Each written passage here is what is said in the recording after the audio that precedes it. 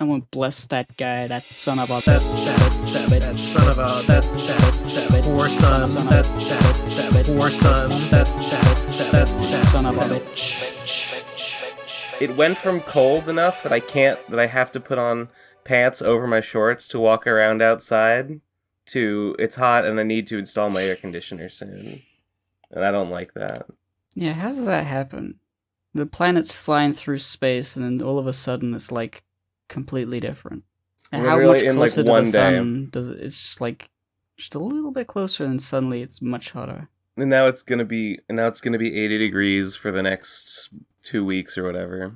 Something, Oh, well. air currents, equator, sun rays, blah. That's how it works. Yeah, it's you see, the sun is a mass of incandescent gas, a gigantic nuclear furnace. Brilliant. You ever see? Dazzling. Really fucking fat and should lose some weight. You ever see? You know what do they call it when the sun shoots out fucking Photons? plasma jets and then they get trapped at the North and South Pole? The Aurora Borealis in this Yes. part of the country and this time of year? Yes. At Astro Camp, we would show videos about space to children, and some of them showed, the sun emitting, I forget what it's called, when the sun gives like a gust of like plasma out into space. Solar flare? I don't think Coronal mass ejection, CME. Yeah, I think that's it. Ejaculation? Yeah, not a flare. The mass ejection. And we would show a video of like a 3D simulation of it, like, ooh, the mass ejection is going through space. Oh, but what's this? The Earth's magnetic field traps it at the North and South poles. How majestic! And sometimes, if the counselors are from like a religious school, they would say, like, you see, kids, that weird magic thing that just happened, that was probably God. That was probably God protecting the Earth with magnetic fields. Protecting the Earth from the gays. That's right. Right. First from the coronal mass ejection, and then he's protecting. Wait, this is great. I'm a genius. He's protecting Earth from the L, B's, T's, Q's, and the C's, M's. He from all of the letters. That's great. fucking I'm great. magnets. Yeah. It's All really the cool letters. seeing those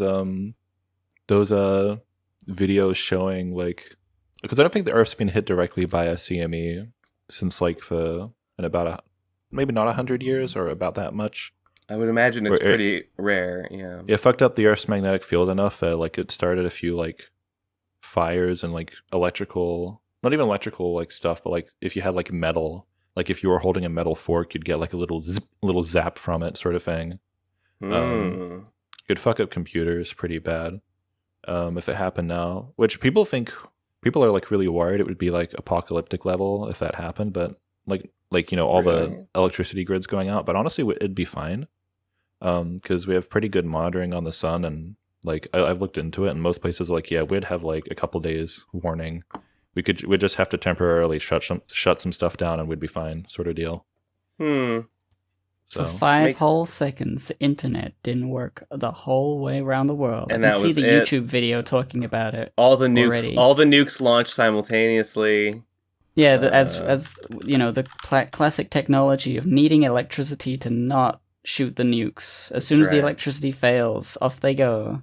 Because it's all linked to, it's all hooked up to Facebook now. It all works on the app. So it's instead of like 2 keys that like the president and the vice president have to insert in a big like desk and turn them at the same time, they both just have to open up the app on their dang mobile phones and hit the OK button at the same time, and it just screws it all up. It's a big mistake. Yeah, these both butt dial it at the same time because they were doing a butt bounce, and they had their phones in their pockets as they did like it. you do. Yeah. Yeah. Classic presidential butt bounce parties. Those are very normal. Welcome to the Procrastinators podcast. Welcome to the Procrastinators podcast. We're live, and we're alive, and what a time to be alive, ladies and gentlemen.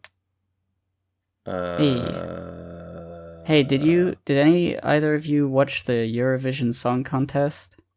No. I doubt it, but No. maybe it's a big thing elsewhere. I'm not sure. Not for me.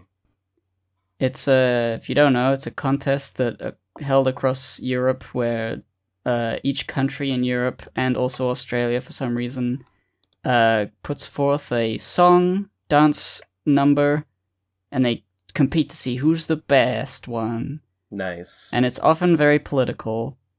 And for the last 10 years, the UK has consistently been in the last few spots. During Brexit or just around that time, we got 0 points, which is they have a 2-tier points giving system where every country votes. They give the judges from each country. They have a delegation. Then they also have the public vote from that country. And we got 0 on one year. I think it was last year. No, nothing. It was crazy, but completely expected because nobody likes us. But this year, first of all, Russia was banned because of obvious reasons, and Ukraine got a big voter turnout. Everyone was voting for Ukraine. They had a pretty good song as well, and that won.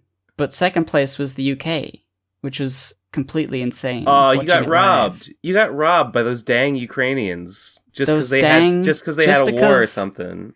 Well, it's funny. I think the reason we got second place was because we were helping. Really? I think there's definitely there's always politics involved. It used to be about the music, man. No, it never was. It was never about the music. Oh, okay. I see. Well, maybe it was at some point back in peacetime where people just. ABBA came from Eurovision. That was Sweden, I think.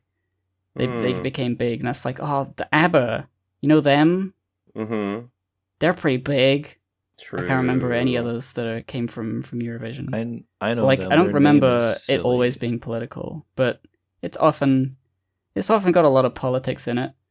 But the English song, Sam Ryder, I think.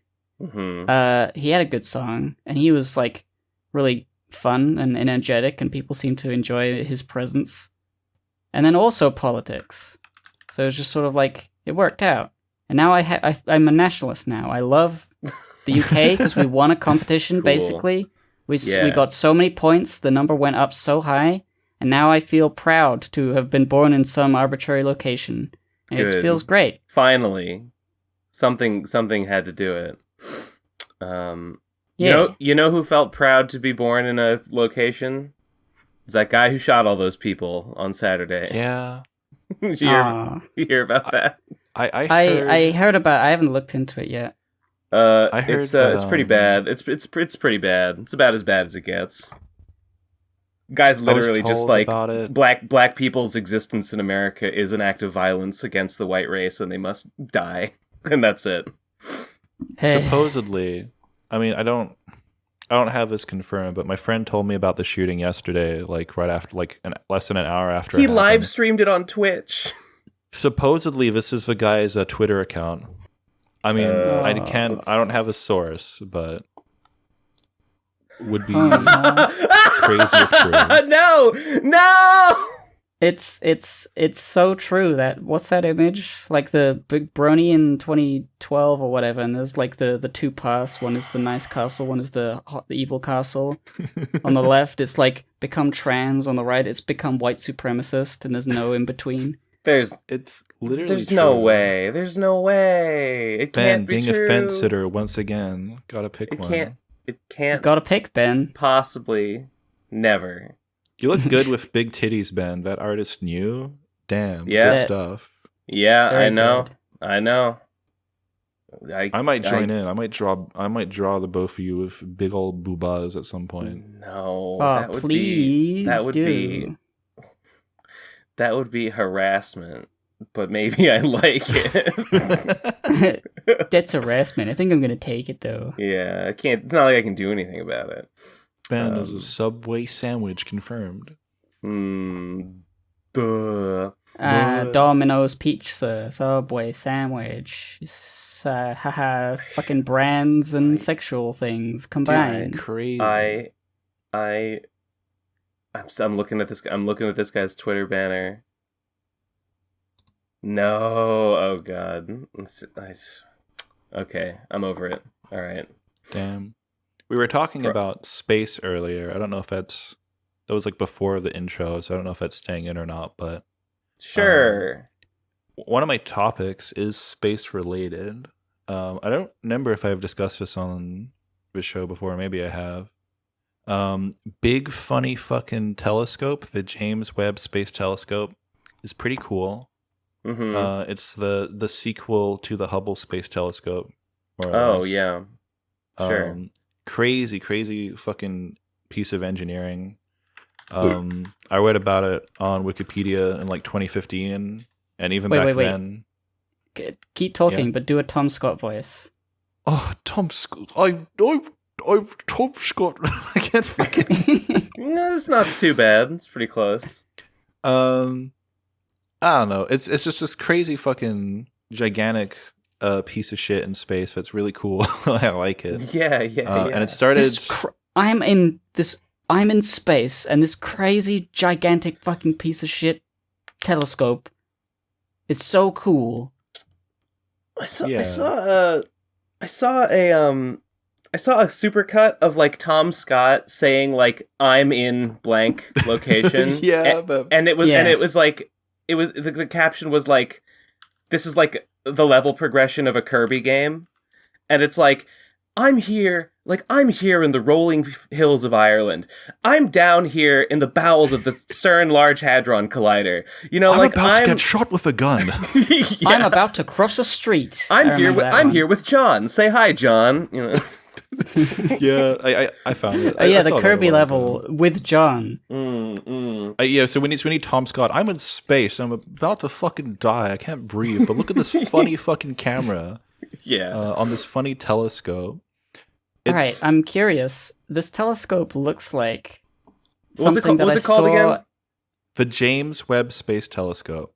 So it looks like something I saw being talked about in a Smarter Everyday video. Yeah, but it might not be. It was. Look at this honeycomb-looking ass. Yeah, Destin from Smarter Everyday. His dad worked on the telescope, which is really, really fucking cool. Because this telescope's been like in development for 20 years, cost $20 billion or some shit to develop.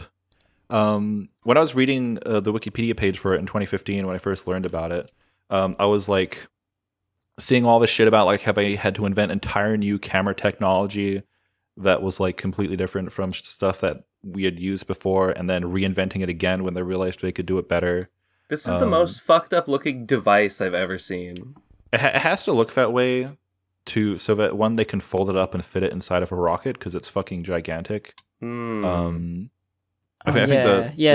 thing was like they need it. The things they need for it to be is extremely lightweight and portable and like compactable.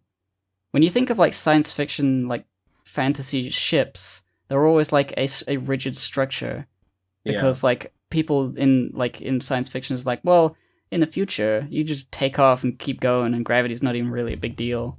Mm-hmm. But in reality, things look so much weirder and like more alien. It's just really expensive to like get something out of Earth's gravity well and into orbit, just because it just takes a lot of energy to do that. Well, this isn't even in orbit. This is at the Lagrange point. So I think it's like 1 million miles away from Earth. It's orbiting a empty patch of space where the Earth's gravity and the sun's gravity like cancel out or something.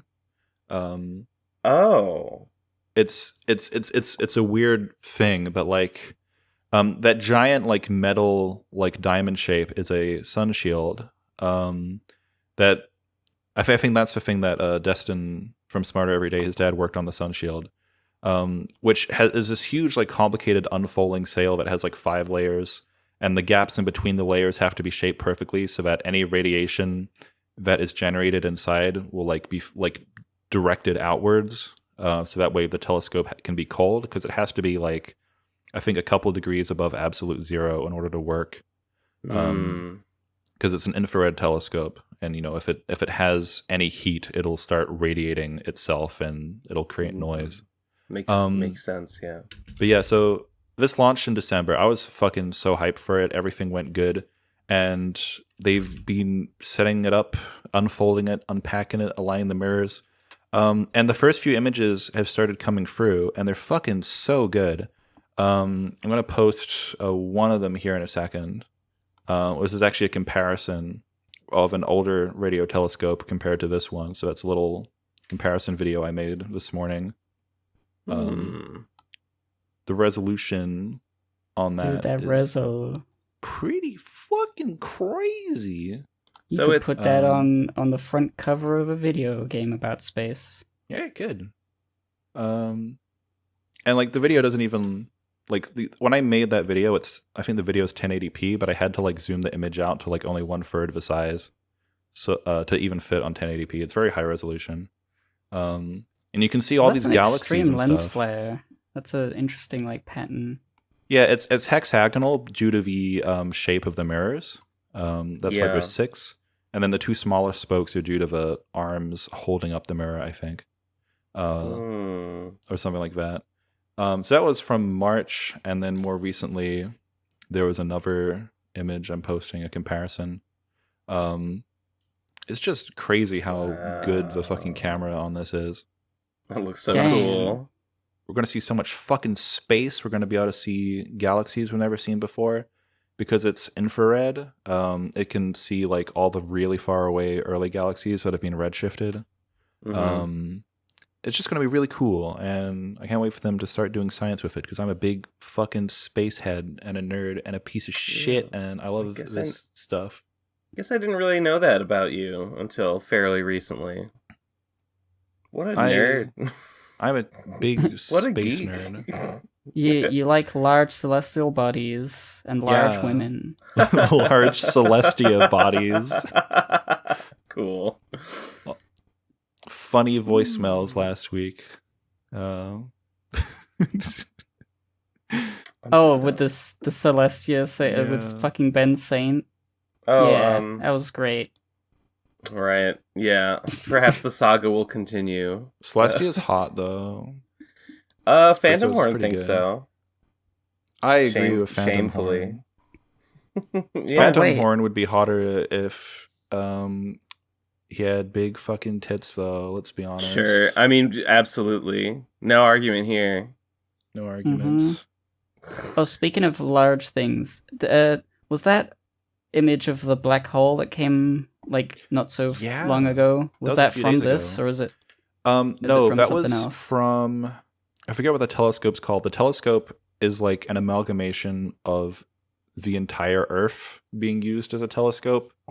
What? So yeah, we That was, also got a that was a second Like black all picture- the hole. that was a different picture information of from the all the black- different telescopes. That was a making picture of the black image. hole at the center of the Milky Way, right? Because, like, I feel like a couple years Yeah, ago I the new saw a one's very from the similar Milky Way. picture. Yeah. Okay. Yeah, so that one, the one with like, so there's 2 black hole images. The one from a couple years ago and the one from a few days ago. The first one I posted is from the Milky Way. So yeah, like that black hole is about 1,000 times smaller than the one from a few years ago, but it's also 1,000 times closer. So they look about the same size. I see.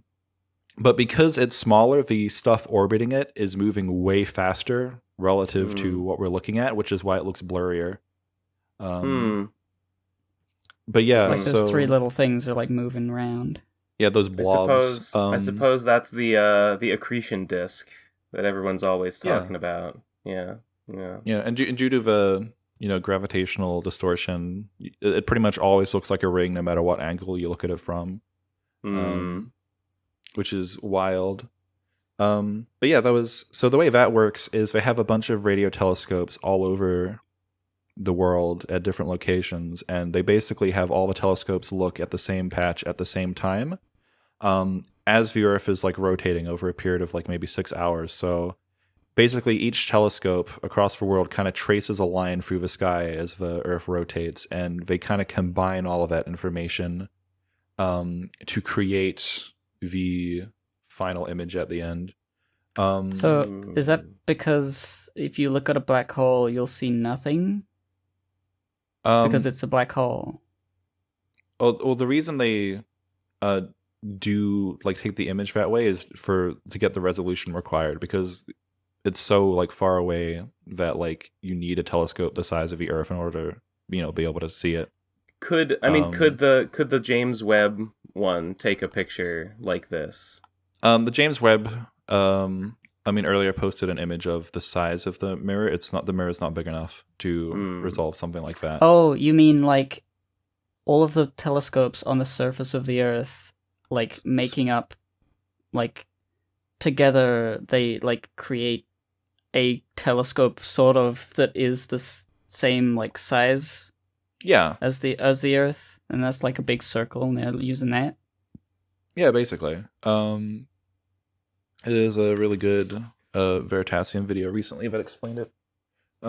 It's our B-hole. Thanks, our Veritasium. B-hole, exactly. Very mature. Let's try to be serious about this, shall we? Yeah. This is just like Spore. You're just like Spore. The greatest game ever made. I can't believe GibBenSaint was a Spore creation that got out of the machine. But really at 10 minutes, fucked up that I did that. It is fucked up. 10 minutes. Hey, what the fuck? At 10 minutes 30 seconds, you can see like each telescope for reasons can only really see like a band of lines on its own. But when you combine the constructive interference of all those things together, it like creates the image. And at 10:30, there's like a good visualization of that. Is it just because like it's so faint that like a single telescope can't pick it up, or is it that it's too small? It's like the angular size of it on the sky is like really tiny. Yeah. In terms of like how many like degrees and arc milliseconds and shit. Yeah, gotcha. Space. Sky is the limit and space is the place. Ooh yeah. This is not exactly related, but I can pretend it is. I saw that movie yesterday. Everything Everywhere All at Once. Oh yeah. How was it? You guys seen? I guess it was pretty good. I liked it. What is that? I think I've heard one other person mention the word, and I was like, haha, you saw everything? Like, like what do you mean, huh? How to explain it without... It's about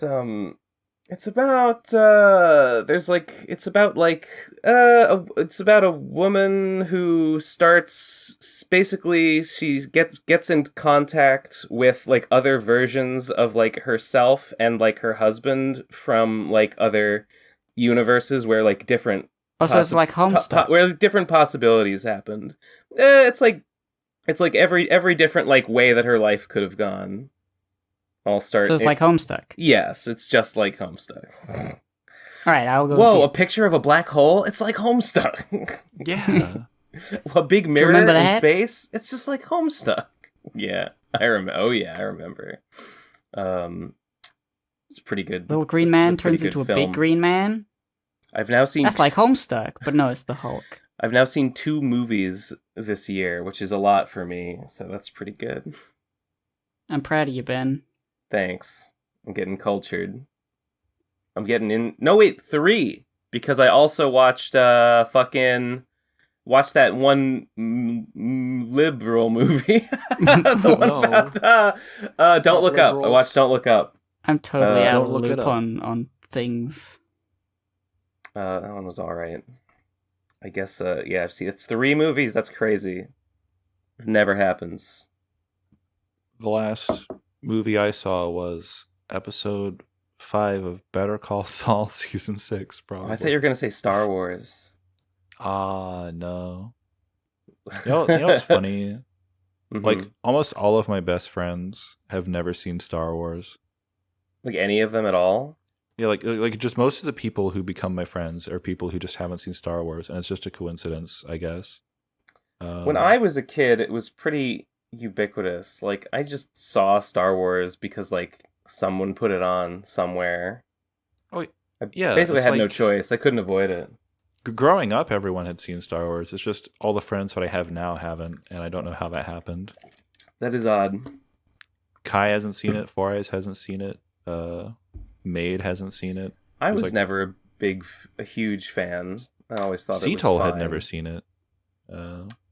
Wow. Maybe it's creative people. Maybe creative people don't see Star Wars. Maybe there's a connection there. I was cursed. I was cursed by having seen Star Wars. Now I can never make anything good. Yeah, That that's explains true. it. Yeah. Oh. I only make good things because I work so hard despite having seen Star Wars. You got to break through the conditioning. It would be so much easier, yeah, if only it had never happened, but alas. Oh, I'm looking at Bitcoin. Oh no. It's fallen. It's Well, doing we real know bad. that. Let it fall forever.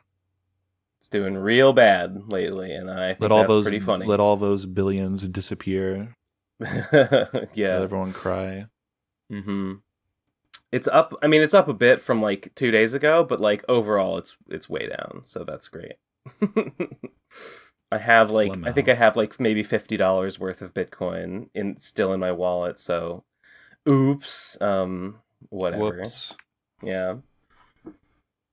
I guess it'll just stay there and dissolve, boil away, like alcohol on a Bunsen burner. Or Damn, alcohol bringing it back to in my science. stomach. I drank some Everclear the other night, and boy, was that a mistake. What's Everclear? Everclear is like, it's like pure grain alcohol. Or like like nothing to it, just entirely Yes. like ethanol. You're just downing. yes, like 190 proof. I mixed it really thin with seltzer water, and I just tried sipping it, and I had a terrible hangover the next day. Why would Big you do mis- this? I don't know. I just had some. I had some for cooking reasons, for candy reasons. And I was like, what if I drank it? Well, now I know. I shouldn't have. It's lesson learned. Lesson learned. Mm-hmm. All this talk is making me thirsty. I'm going to drink some water. I'm going to drink Smart. some Everclear. No, water. Ben, you instantly forgot your lesson. So tasty. You Pure gonna get ethanol. all drunk like the Simsy's friends who called in last episode. Oh, I would hate to make a fool of myself like they did. You know, one of them, Making a voicemail for the Procrastinators podcast. I mean, could you Yeah. imagine? dude, terrible. I would never do that. All right, so I wrote this down. Yesterday when I listened to that episode. You know, I wanted to be caught up. Someone mentioned something about Simsy's penis being mentioned on the show or something. I don't remember exactly what the context was, but I fucking swear, and I have to like confirm with someone else unless I'm like hallucinating this memory. Like, didn't Simsy post his dick on Twitter at some point? Huh? I mean, I don't not to my remember that. recollection. I fucking swear he did. I fucking swear I've seen Simsy's penis on Twitter.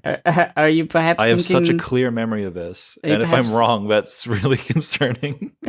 I mean, the only like funny one of those happenings I can think of is Mike Matei, but I don't think it was his penis in the end. I just remember the penis, the head of the dick was as bald as Simsy's head. That's what I remember. Well, why wouldn't it be? Maybe it was just Simsy's head. Maybe you saw Simsy and you thought that was a penis. I just saw his dick and I'm like, wow, it looks so much like your face. I don't know what to say. This feels like a dream. This feels like this didn't happen, but I remember if it did or Yeah, not. I've I'm never inclined heard to of think that it. you hallucinated this. I swear. I In was the in a absence of call with evidence. Simsy, and Simsy's like, yeah, I posted my dick on Twitter. Want to see it? And I'm like, sure. And he sent me a Twitter link. Yeah. I mean, maybe I hallucinated the whole thing. I guess everyone attacked Simsy. I mean, I could message him, but no, I can't do that. Well, now it's live the on the audience has to do Procrastinators it. podcast. Now Now it's he'll know. libel. Now it's libel. Yeah. Wait, I have an image of Simsy that looks like a penis. Why? Why? Because it looked funny and I saved it. God, where is it? Okay. There it is. I cut out his head. But yeah, he posted that somewhere. I thought, haha, you know? Elisa, put that in the corner and keep it there the whole episode. It looks like that when you fight that boss in Lisa the Painful, the one that's just sticky, but he's like a big like phallic like pole like sticking out of the ground, and he's just huge. I do not remember everything from Lisa, but that does sound vaguely familiar. In like a dream sequence, you fight basically Sticky's head, not the dad. You fight like one of the dad's friends, the one that he thinks has like kidnapped and molested Lisa, or not Lisa, Buddy. Yeah, his like huge head, and it's a big spherical, cylindrical round on the top thing, and that's why. That's right. Amazing. I'm downloading the voicemails, by the way. I have just so you know, I'm working on it. Nice.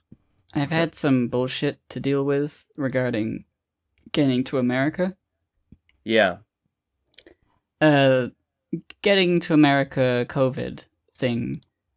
Yeah. You still have to have, like I said last time, I didn't know exactly, but it was indeed that I have to like take a video call with a professional so fucking goofy. who watches me or directs me to use a specific test, which I have to buy myself and have it sent to me, which I've done. I have it. Yeah. I have to take the test no more than 1 day before the flight, and so I had to book a consultation with the thing, and then they're gonna call me on my phone or whatever. I don't know how this is gonna work. I think they have a link so I can do it on my computer, and I think I have my webcam, so it should all be fine. But I had to pay money to do this test and have the consultation, have them say, yes, you took the test correctly. Now please give us the results that you find on the test. Give us a screenshot. We'll verify it by comparing the screenshot evidence with the fact that you were with the consultation. And then we'll send you a thing that says you are guaranteed have taken a test. And then I have to bring that along with a Verify app thing. Like an app thing. I need to download an app and then register so that is verified, so I can just go up to them and say, okay, here's my passport, here's my ticket, here's my Verify app, and also here's my fucking other thing, and there we go. And then they say, get on the ground, and they kill me anyway. Get on the ground. Yeah, because you're British. They're like, wait a minute, you're British? Die. We don't need any more of your kind in America. We don't serve your kind here.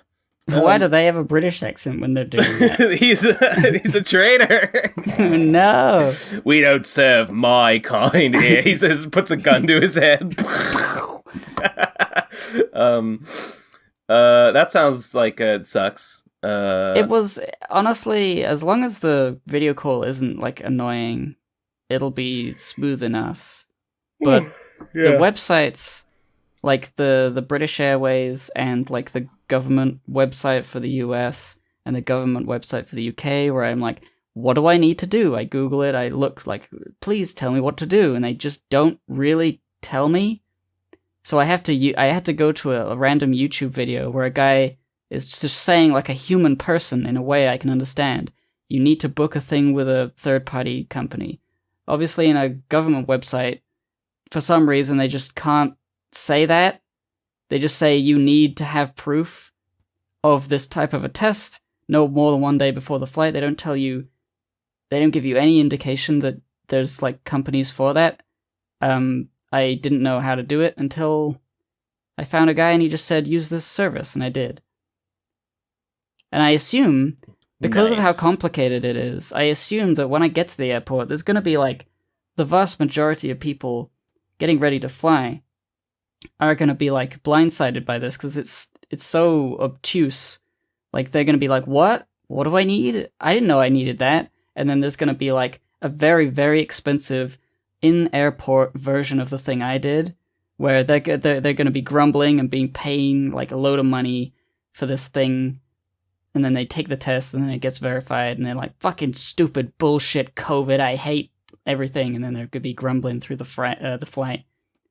I feel like that's definitely gonna happen. So hopefully, this is the least trouble version of the things that could have happened.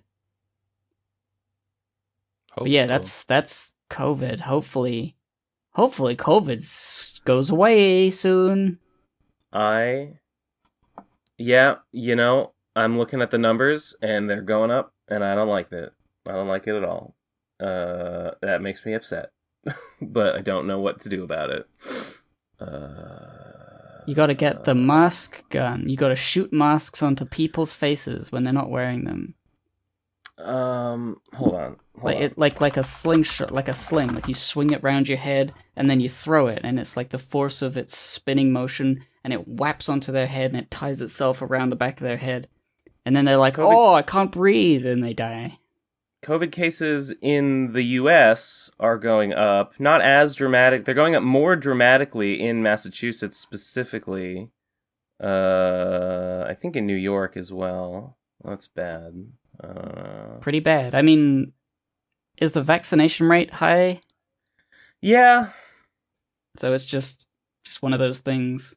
It's just one of those things. Yeah, vaccination rate is quite high in Massachusetts.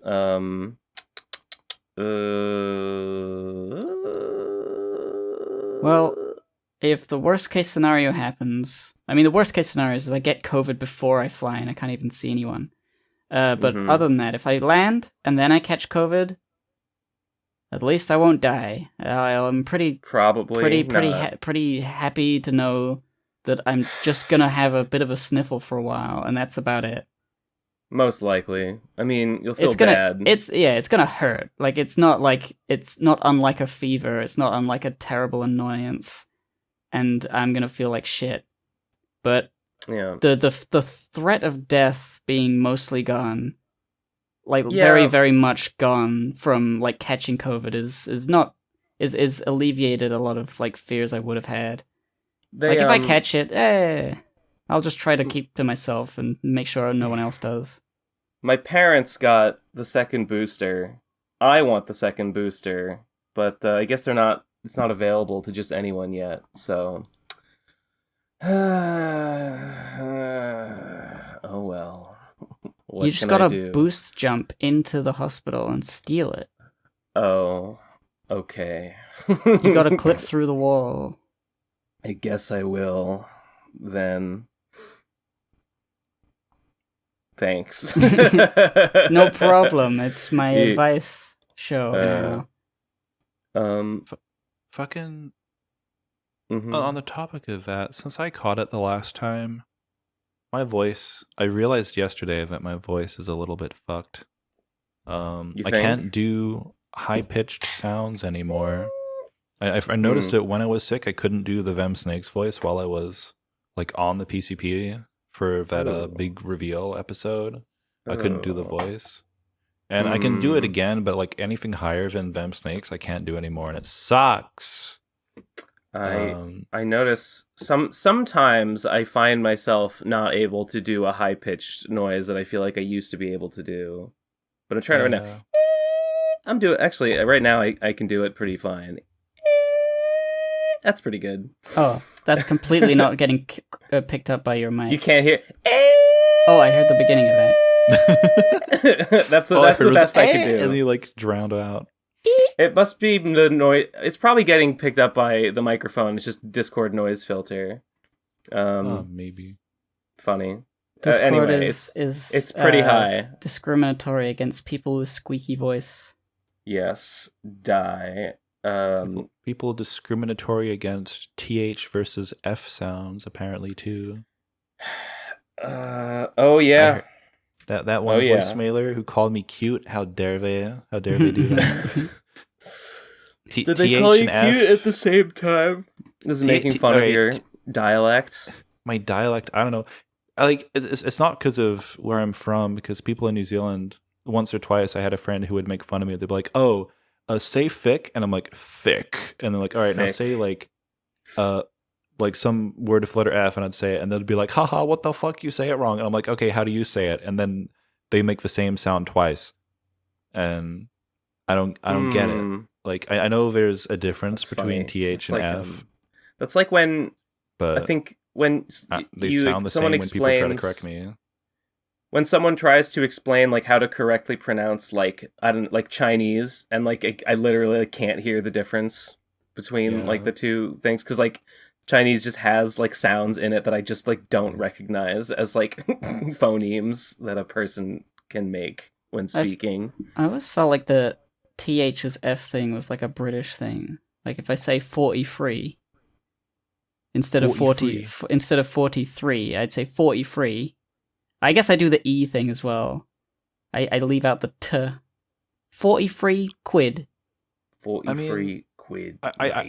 As I understand the difference, TH just has slightly more emphasis. Like when I pronounce the sound, I kind of push my teeth a little closer together, maybe.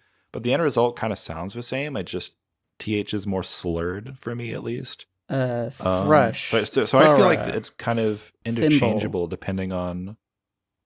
Yeah, I feel like it's interchangeable depending on how much emphasis I want to use. Like, if I'm calling someone fat, I'm gonna like really draw out that F sound, and then maybe it sounds more like a TH. I don't know. Say thick fighters. Thick fighters. Thick fighters. Wow. Like, I have to like deliberately like press my teeth together if I'm trying to like enunciate it correctly. But if I'm just talking normally, I don't give a fuck. I don't give a fuck. I don't give a thuck. I don't give a fuck about fat. Yeah. Now you're using the pH. Your pH levels are high. pH levels are high. That reminds me about alkaline. That reminds me of gummy worms and and about pectin and everything I learned about pectin. Did I talk last week about you talked about gummies? I don't remember. You talked about gummies last week. You talked about. Did I talk about that YouTube channel, the Modernist Pantry? No, I don't think so. Well, I found a YouTube channel that is about there's a brand of like ingredients you can buy on Amazon. I see them all the time. They're kind of expensive, but they're also like the only people that sell like certain things. They're called the Modernist Pantry, and they have a YouTube channel that I found a video on there that's like everything to do with gummies. And they talk about gelatin, they talk about pectin. They have other videos that are like specifically going into the details of different kinds of pectin and why some need sugar and acid and others need calcium. And stuff like that, and it's like this is exactly what I wanted to know. And these videos are like new; they were made like a couple months ago. This information didn't exist online like 2 years ago when I was like first starting my gummy journey. Anyway, I tried to duplicate a recipe. I made a batch a while ago, and I was like, that recipe came out good. I'm going to make it again.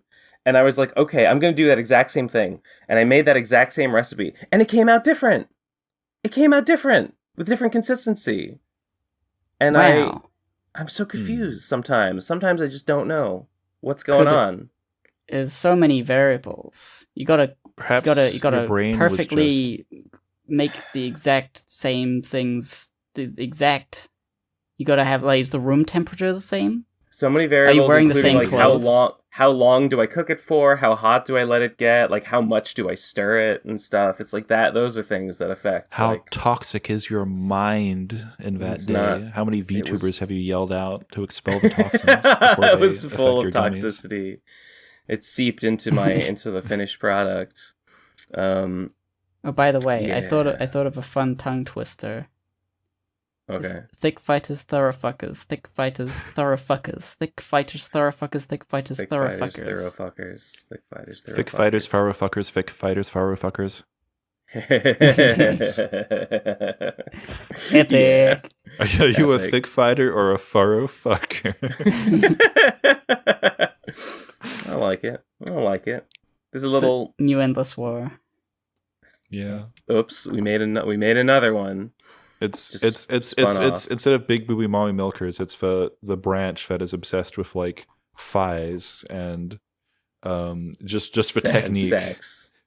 One is obsessed with fighting with their thighs, and the other one just fucks a lot. Yeah, they're both pure evil.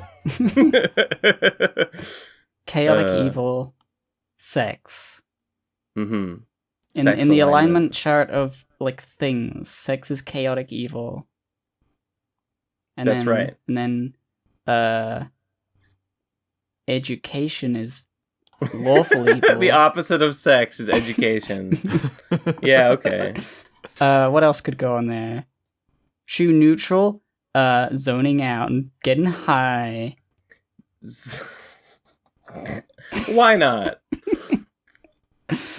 I'm never educated. I don't want to be having sex. No. I should have stayed in academia. I should have stayed a physics guy. I would know things now. Now I don't know anything. Oh, there's Simpson. Now I'm useless. Maybe I could have been on that space telescope. Maybe I could have been launched into space. Wouldn't that be something? I don't know. I feel like they say, what's the cost-benefit analysis of throwing BenSaint into space? I could have made that There's so sun much shield. fuel. So much fuel needed. Yeah, I'll waste some fuel. Yeah, I'll waste some fuel for NASA. What of it? Be my pleasure. Simsy's in chat right now, and Oblivion Fall is hounding them about his penis. dick. About the penis. Yeah, we got to know about that. I am on the side of it was a dream. It was a hallucination. I think it was wishful thinking. I think it's gaslighting. You're trying to convince Simsy that he already posted his dick, so he'll say, "Oh well, I might as well post it again, I guess." I just remembered. This was another one of my friends. I don't know. Simsy just looks the most like a dick, and like looks the most like a penis, and that's a compliment. I suppose. Do you think Simsy is a thick fighter or a thorough fucker? Ooh. Jeez. He's pretty large, so maybe he's a thick fighter. I don't know. And I've never seen him fuck, so do I know that he'd be thorough? I can only guess. There you have it, ladies and gentlemen. Mm-hmm. That's right. Hey, what else did I do this week? Nothing.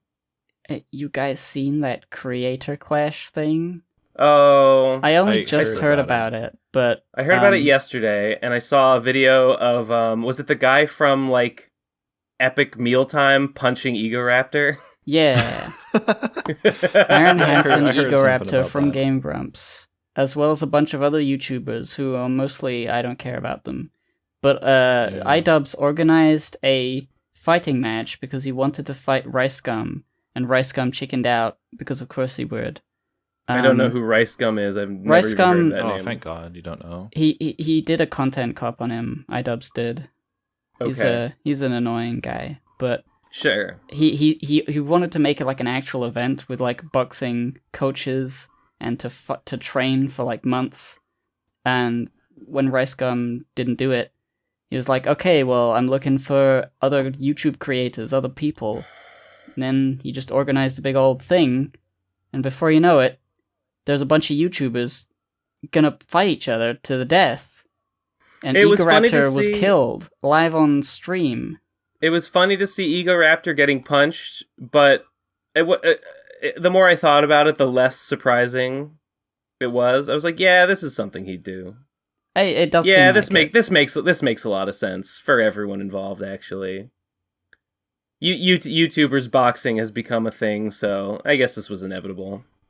Yeah, although iDubbbz really tried hard. He made a video and I watched where he talks about like the pros and cons of like influencer boxing matches, and like how things like Jake Paul, like he likes the mystery, is the thing he said. He likes the mystery of, if you go to see a boxing match, you know that the boxer is a boxer and they're gonna be good at boxing. It's just whether they're gonna win or not.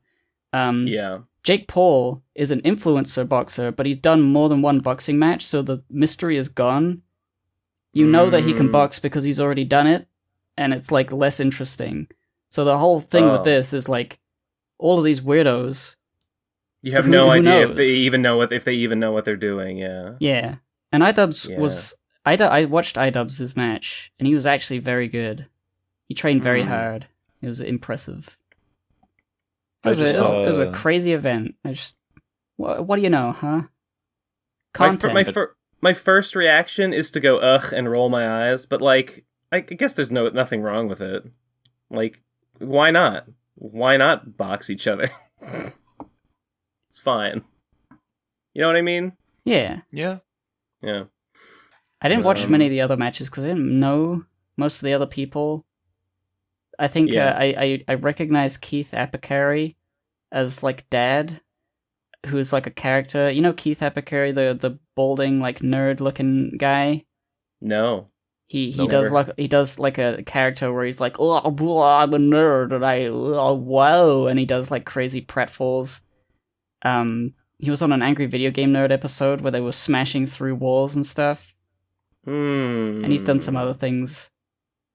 He's like a nutcase, I feel like. Not like a real nutcase, but he could I feel like he's dangerous. He's a dangerous guy. He's dangerous. Oh god. He's got a dangerous aura to him. I want to watch that fight next. It's all finished though.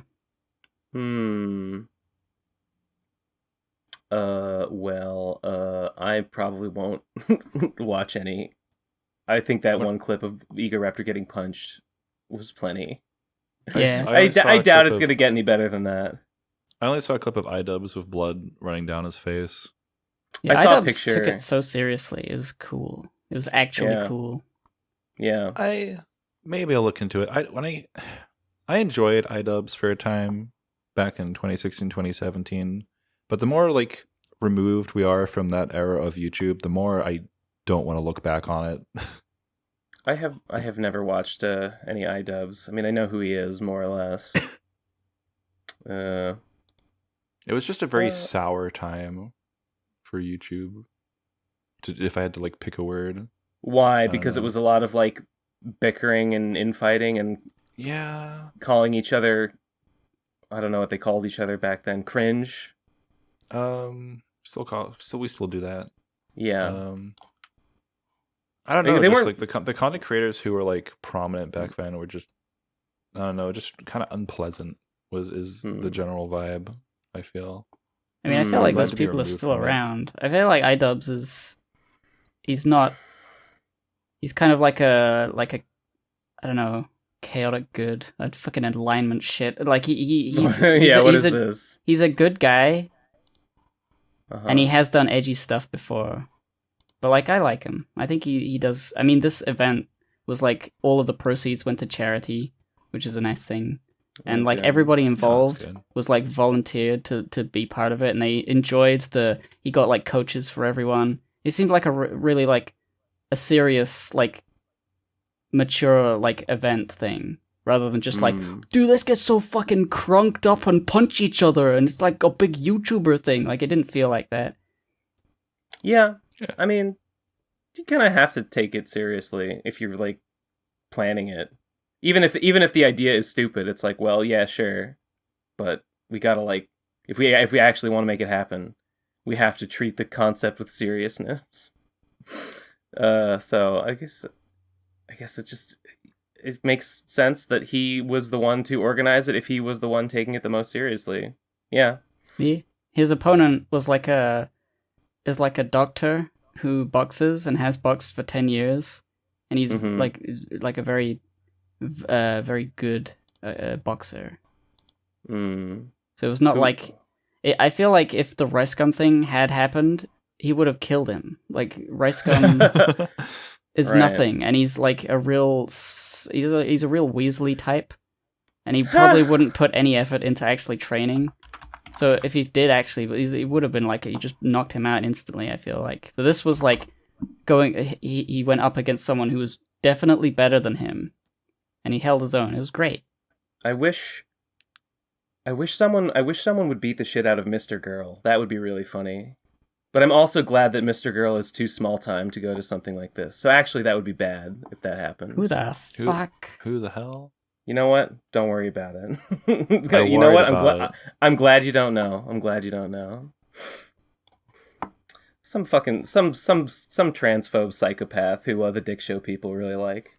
Well, anyway, what do you think about like the PCP boxing match? You want to fight, Ben? You want to fight? You want to throw down? Yes, yes. I want to kill you. We'll do the same thing, but we'll use weapons like in Dark Souls. It'll be an Elden Ring, like so in the ring. Cybershell tweeted he had a genius idea. Elden Octagon. A creator clash, but with guns. Yes, I saw that. That's why I thought, like, we get Cybershell there, we got all the PCP guests, and we'll kill each other. Who would win? Hell yeah. I think Simsy might be the biggest guest we've had. He's very tall, I've heard. I don't know is Cybershell tall? I have no idea. Cybershell is a Sonic character, so quite short, I would think. And very fast. How tall is Simsy again? Like 8 foot, like 9, 10. I think he's got to be. He's like 6. I think he's over 6 feet. I think he's like maybe like 6'6" or something. I don't know. I just I feel like I've heard that he's very tall. I don't actually know how tall. I mean, he might. Is. I mean, I wouldn't be surprised if he was like around 6'2" or 6'3". Yeah, maybe. I'm 6'1" and a half ish. All right. I don't consider myself that tall, but when I go out in public, everyone's shorter than me, and it's just weird. Why do I have to be tall? It means I'm taller than all the women. That sucks. Does it? Get fucked. A little bit. Actually, sorry. Actually, there's a voice actress I'm in contact with who might be voicing my character in some things, and she's 6'4", so that's pretty cool. I think you mentioned her. You mentioned some voice actress for Thalia at some point. Maybe it's the same person. Might be. I mean, this is someone I met more recently. I had. God. Wait, hang on. Hold that thought. Thalia? Phallic? Yes, that's how I only it just came got about. that. That's how I thought of the name. Wow. Okay, I need a name. What phallic? Thalia? Oh, that works. It's perfect. Got it. I thought it in like 5 seconds. Oh God. I just looked at.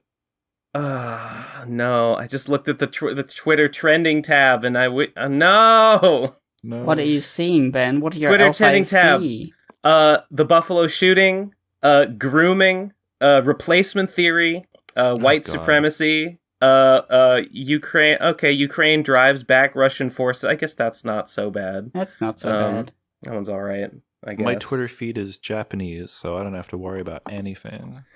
I was actually never have a Twitter feed. Like if you want to go and eat the slop in the trough, then have a feed, but you don't. I do want that.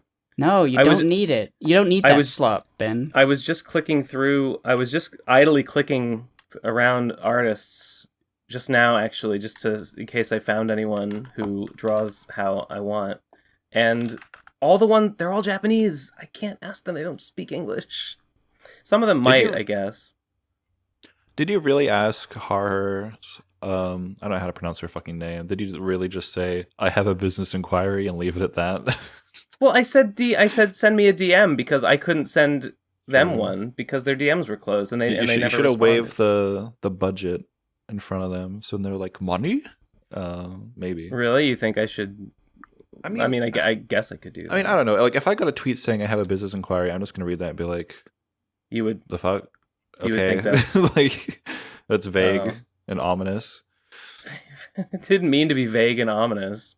I don't know. I just didn't think I should give all the details right out in public. But yeah, I mean, true. If you mention like I have this much money to throw around, people might be like, what about me? Hot. And yeah, they'd all come busting in, and no, I mean, would that be such a bad thing? Some of them might be good. It could happen. I mean, yeah, maybe, yeah. Sure. I guess it's worth another try because I didn't get an answer. Yeah. And then you'll be known forever as GibBenSaint, the annoying, pestering man. Yep. Well, I already am. Can't be worse than what I'm already known for on Twitter. So things can only improve. Okay. Well, I didn't do anything else this week. I was gonna go to Trader Joe's today, but I don't think I'm going. I don't need anything. I have been animating a fat fucking pussy this week, and I'm doing it right now as I am in this podcast, moving lines back and forth. How could you? I studied the blade. I know how to make a pussy look really fat. I see. I see. Yeah, because the pen is mightier than the sword, so you studied the blade, and you threw it out, and then I studied the pen. It was better. Yeah, basically. I guess I have some news that's good. Kai's top surgery is funded. Oh, good. Thanks to I think I mentioned last time I was on that we would be able to afford it, and yeah, we did. We have a date scheduled for the surgery. 6'9" Lamau. Pretty good. What's the Japanese way to say congratulations? Congratulations. Oh yeah. Like in Ava. Is it? That wasn't the dub. That's just how they was. It's not itadakimasu. It's not gomen nasai. It's ohayo gozaimasu. It's sure, probably. It's that's baka. my Minecraft horse. It's kawaii. Yes. All these are ringing a lot of bells in my mind. Got it. Yeah. Well, that's pretty sick. Good luck. It's probably gonna hurt. It's probably gonna hurt a lot. That sucks. But it'll be good, I suppose. It'll be pretty excited about that. Yeah. I'm excited. You go to the top surgery, a samurai's there. He does like the iai. Slice them right off. Honestly. I have a lot of people who are like, donate the boobs to me, and I'm like, yeah, if only it worked that way. If only. Okay. So you're saying it doesn't work that way? No, it does not. Not legally. But if you wanted to be a criminal, have illegal tits. I mean, okay. I'm assuming if you can't do that, then I'm assuming it wouldn't work. Because otherwise, I feel like people genuinely would do that. I guarantee it's possible to have a hormone that would just make boob go into overdrive. Because I've seen it happen. What? I've seen it happen. You've seen it? What have you seen happen? There's a woman who I found her through Twitter. She goes by Vat Heverbeck. She has unbelievable, gigantic, natural boobage. That just came out of nowhere, like in her 30s. After she had a miscarriage. Heatherbeck. Yeah, Vat Heverbeck. She is a very well-chested woman. Well-chested, yes. Oh, I might have seen her.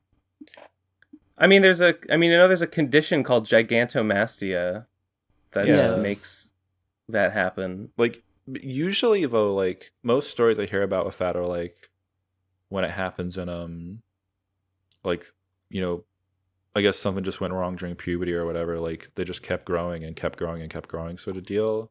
But like she had like medium titties her whole life, and then after a miscarriage, they just went boom over the After a span of, miscarriage. Like, 2 years. Yeah. So I guess something hormonal must have gotten fucked up and triggered it. Yeah. So I don't know. It's probably possible to figure out if it weren't for ethics, that could be figured out for people. But I don't know. Unlikely to happen. There's not a lot of science. Annoyingly, there's not a lot of science on like that specifically.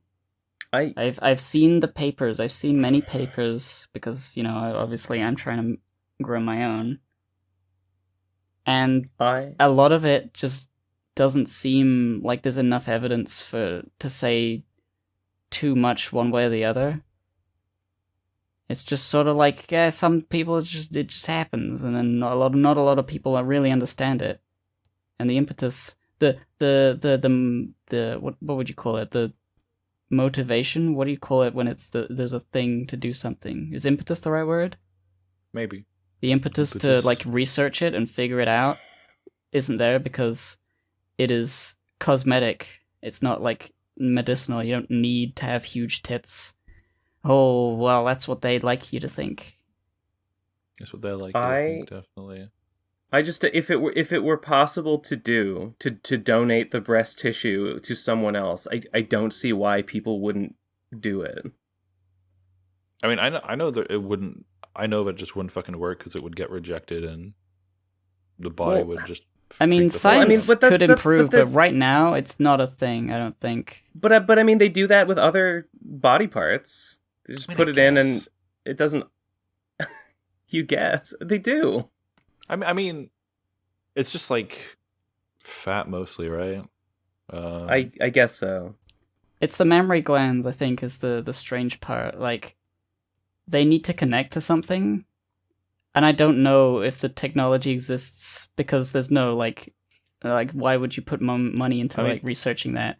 There's no the technology doesn't exist to like connect the mammary glands of a foreign body onto your own, such that they'll like the body will accept it. It could be doable. I don't think anyone would, which is annoying. But you have get mammary glands that's already, so you just have like an extra pair of mammary glands on top of the old mammary glands, and that would just be. Well, that's the thing. Maybe you'd have to like scoop out the ones that already exist. It's like weird. Put the bigger ones in.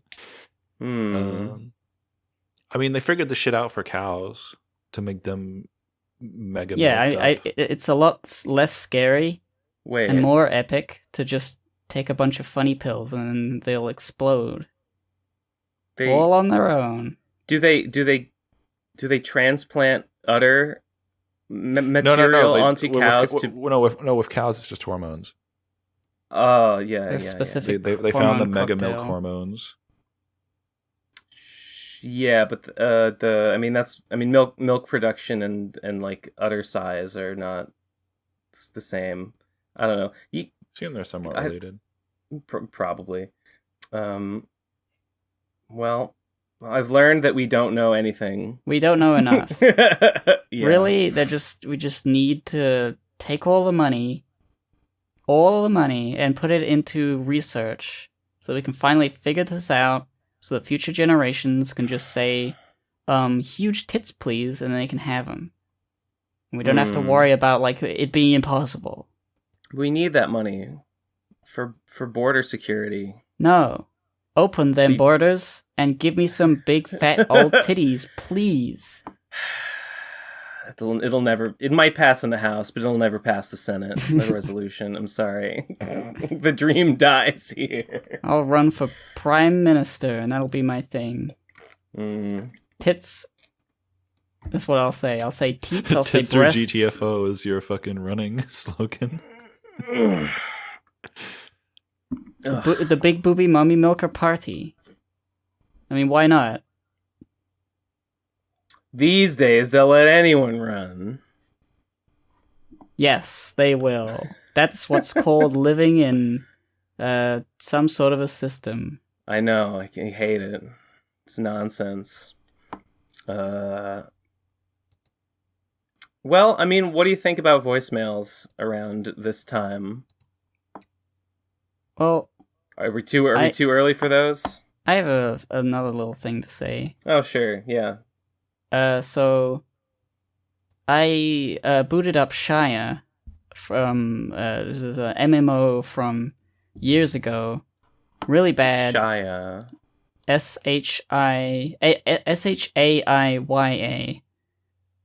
And it's I've never heard of it. You wouldn't have. It's very obscure, but it was like the sort of thing I saw in the sidebar, and it's like MMO, but for free. You don't have to pay for World of Warcraft subscription. You could just play this one. I was like, oh my god, for free? I don't have a credit card yet. So I played it. This looks like one of those things that you'd see with like, it's like, if you are over 40 and have a computer, you must play this game. I don't know what that means. That's an ad I see all the time, and there's a picture of a tree. It's a picture. What are you looking at? I don't know. I've just seen an ad that says that, just on like sites that have ads. Oh yeah, it does look like one of those. I saw a video of someone who like played one of those like you'll come in 2 seconds like games. Yeah, I mean, like, the it sexy... turned out it was just like it was like a whole just MMO that was just really shitty. You see, Did it come in 2 seconds? Yes. I mean, I came, but I didn't come. Every you know 2 seconds. No, this. I remember that they had the advertising of like, there's the good elf goddess who's sexy, and the evil elf goddess who's also sexy, and choose which one you follow. And so difficult. That did entice me when I was 13 or however old I was. But I actually do remember playing the game a lot. And the game was bad. And it sucked. But it was fine. And it was good. But it was really bad. And worse than World of Warcraft. But I love it. And so I downloaded it the other day. Just to, fill time. Because I'm a loser. I don't do anything. And I realized that I really miss... I made a tweet about this. I really miss polygonal, bad graphics with no dynamic lighting and shadows and like shitty animations and terrible everything. But it's got the right aesthetic. I like it. Mm-hmm. I like being in like completely obviously fake locations that are charmingly outdated with really blurry, bad textures that are competent at like presenting a video game experience where you just walk around and you kill things and you grab loot, and yeah, it was good. I love old stuff. I like old good, new bad. Mm-hmm. And I pine for a game that embraces like shit art direction. Well, not art direction, but shit art like capabilities, technological capabilities. Because it does have art direction. It's actually quite nice, some of the places. But they just like, you can look into the distance and it's got like fog and you can see things popping in. But like the hills have like 3 polygons. It's not smooth at all. And you walk up it like there's no change in your animation, like your feet don't change. It's very static, and there's like shitty particle effects. No reverse kinematics on the character model's legs. None, not even one reverse kinematic, and it's just Jesus like, oh Christ. My god, I love that for them. I see. And I don't know. I was pining for the fjords, those specific fjords. I like it. And I don't like how every single game ever since like the invention of fast and easy, no brain cells necessary lighting engine, where like shadows and bloom and directional light and stuff is like commonplace to the point of everything looking exactly the same, and it's soft and it's all the edges are anti-aliased, and you can, and it's all like made of Play-Doh, and like it's a Pixar movie. Every Pixar movie is exactly the same movie with exactly the same character designs. They have exactly the same face, and it's all exactly the same. Where's my edge? Where's my aliased fucking cube with a shitty texture wrapped around it? They don't exist anymore. I have to go back. If I want something that looks like shit, I can't find it anymore. It's not up. It's just unacceptable. That's my video game rant. Their art style for some of their recent movies, and Pixar. Oh yeah, Pixar did have like a same face sort of like approach for a while. Pixar has gotten better about it, but it's just sort of like like for a long time, The Incredibles was like the only movie where like the humans like had like interesting designs, and they've like only started recently changing that up again. And everyone complained. Ew, CalArts. That bullshit. Look at this fucking. Hang on, sorry. Oh my god, that boy's so sharp. He looks like he's so friends sharp. with Look at Genesis this fucking. Valentine. Look at this fucking font. The guard isn't even capitalized. It's so good. I love this font. I mean, I've had it with these fucking anti-aliasing overlords and their claw grip on the video game industry. They've gotten away with too much. It's very angular. Important is what it is. Very crisp. It's I mean, it makes good. It makes me feel like I'm playing with toys. It's like it's just a cool, epic action figure.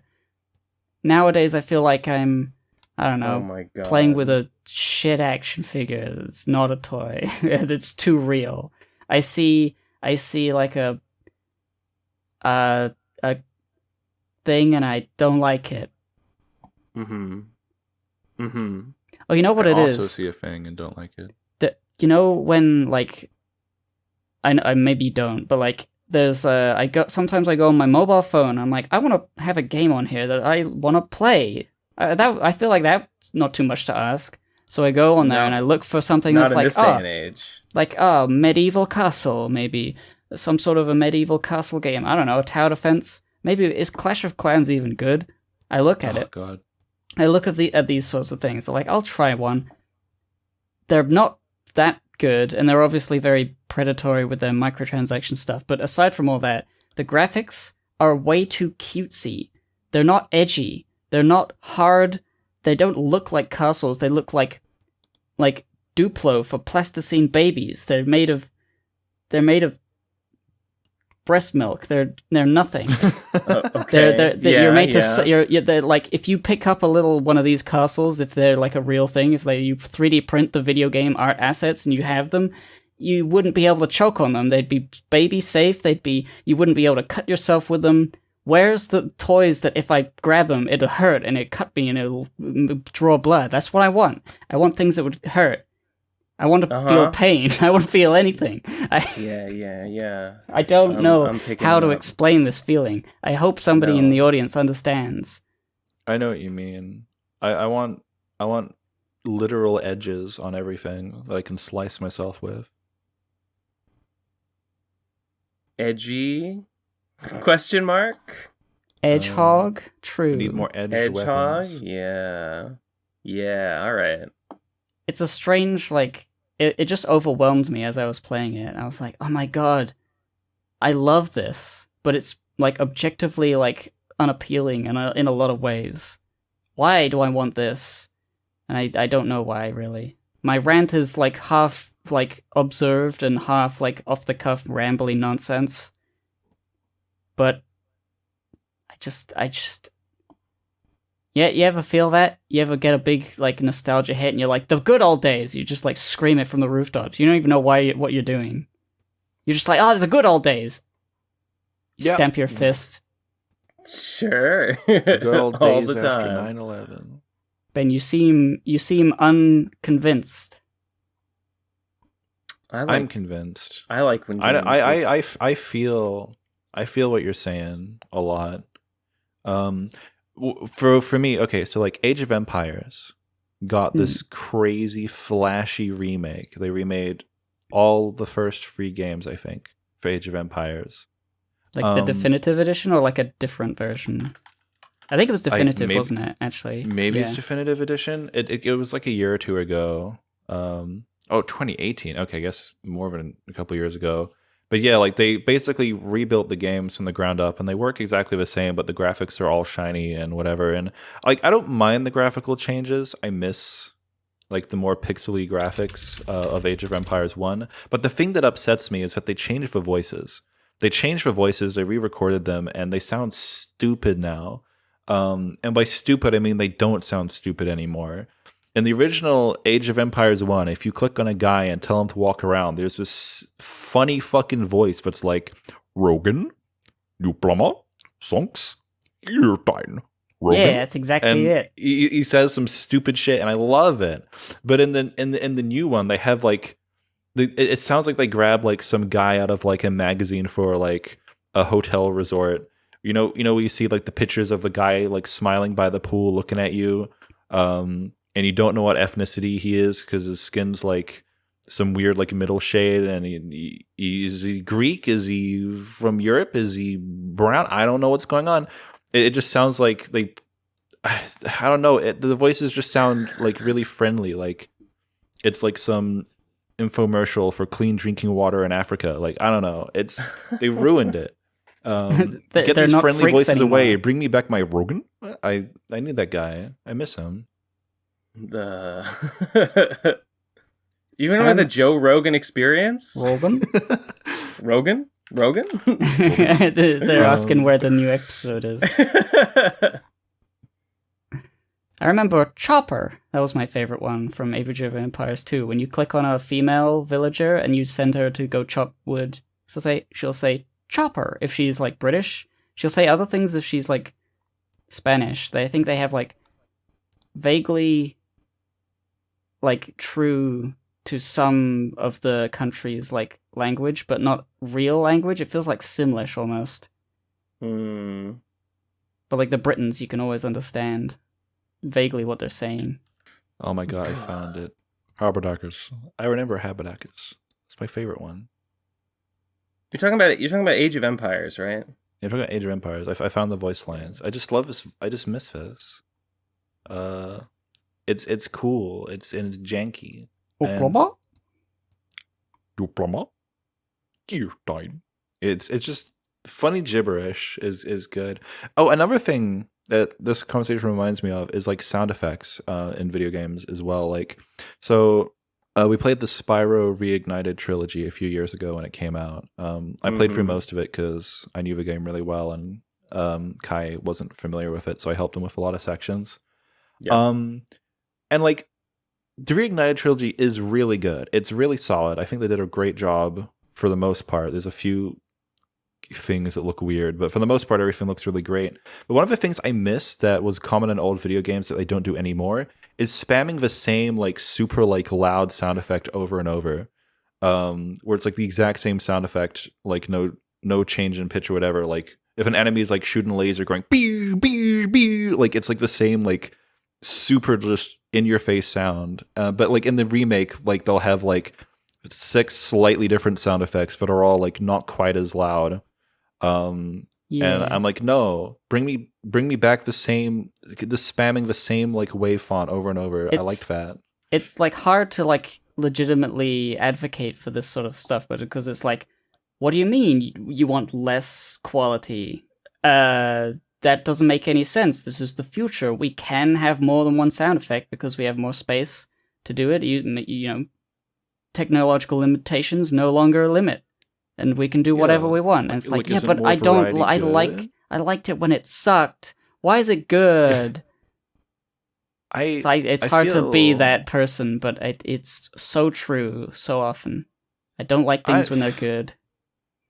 I mean, I feel when you had just one really like strong sound effect that you just spam a bunch of times, it's really impactful and memorable. Versus oh cool, now like it serves a purpose, but like it doesn't stick in my brain. It doesn't make me go whoa. It doesn't give me chills like it did when I was a fucking child, I guess. It's hard to know, like, because you're dealing with very specific types of memories with nostalgia, and it's like, how accurately, how objectively can you really analyze what you're looking at here? So I tend to just to throw like the presumption of knowing what I'm talking about out of the window and just be like, yeah, I agree that it's an improvement, but I hate it, and you can't argue with that. Yeah. Why is a it lot of these things? Like I maybe could make an argument for some things, like, well, it was better before, and maybe I would be right, but I don't know. I mean, there are definitely times where like the old thing is better. When it comes to like Abe's Odyssey versus New and Tasty, New and Tasty did genuinely just fuck up a lot of things. Like yeah, really it often badly. happens. Yeah. It's not always just like me liking the crappiness of things. Because it's charming and it's nice and makes me happy sometimes. It's hard to talk about like that sort of thing where, like, without discounting people's genuine experiences with it as their first version of a thing. Like people may have genuine connection to the later versions of a given product and then not feel as good when they go to the other version. And in that situation, you could say that the changes do not significantly impact the experience to a point where it's so much worse one way or the other. It's just actually just a little different, and it's personal preference, and there's not actually that much to talk about. But then it could be like a legitimately big factor in like the enjoyment level. And I feel like when that's the case, it's quite obvious because a lot of people find it to be like worse. I feel like when there's a large amount of people, it's more likely that it's what am I talking about? I don't know what I'm not a video game analyzer. I've never done this before. No, never. Virgin territory, for sure. The Virgin Territory versus the Chad Principality. Yes. Region. Fucking. You know, one remake that was so terrible for one of my favorite games growing up, and it's getting another remake now, which is good, which actually looks a lot better. But Klonoa, I fucking love Klonoa. Oh, it was like I'm vaguely familiar with Klonoa. Klonoa is a really, really good game. Is that Sonic Zero? No. What is that? I'll get it. Hold on, let me. Oh no, I'm thinking of that flying around. That's thing. Klonoa with tits. I mean, based, but not what I'm looking for. Like the thing I was thinking of was the thing made by Sega. There was like a purple magician flying around. What was that called? No, it's this game. Yeah. So Klonoa was a game I grew up with. The original game holds up really well. The simple graphics and everything still look really good. They're very, very bright and very colorful. And it got a remake that just the game ended up looking so much worse. Particularly in terms of like the color space. There's a comparison somewhere. I'm sure I can pull it up. Where you'll be able to like see just where is it? Oh yeah, okay, I found a comparison.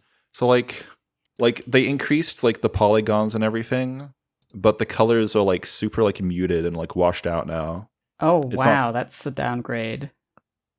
Yeah, that's art direction fuckery.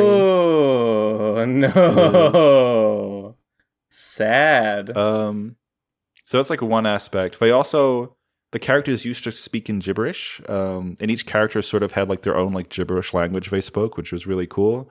And then, for the remake, they gave English voice acting, and they made Klonoa, who had this like cutesy, like sort of high pitched, sort of cute voice. They made him sound like fucking Sonic the Hedgehog. Whoa, far out, grabbing crystals. The villain Gaudius, who is this really tall, spooky looking bird guy in a cloak. his voice in the original game is like this super like low pitched, distorted, like kind of like thing that's really cool. And then in the remake, they made him be like, "Yes, I am British." It's like they did that to him. Leviosa. Yeah, they gave him the fucking Leviosa voice, and they also made him look fucking stupid. They fucking ruined his face. Let me see this. I'll show you a comparison. He looks so terrible. Oh, I don't know. Oh, I They can gave see him- that that's they like gave a him, like- metal hat now. They gave him like HD. Yeah. The old His, They his made his shape eye, language like, is fucking completely huge. gone. What is that? It looks like a chess piece. I know.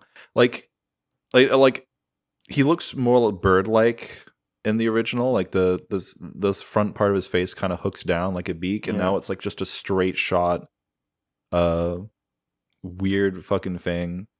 I don't know. The Wii remake was bad. It was awful. They ruined everything. But it's getting another remake for the Switch that looks better.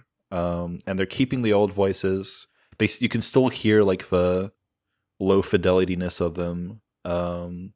And it's good. And I'm glad they're doing that. And he doesn't look as stupid anymore.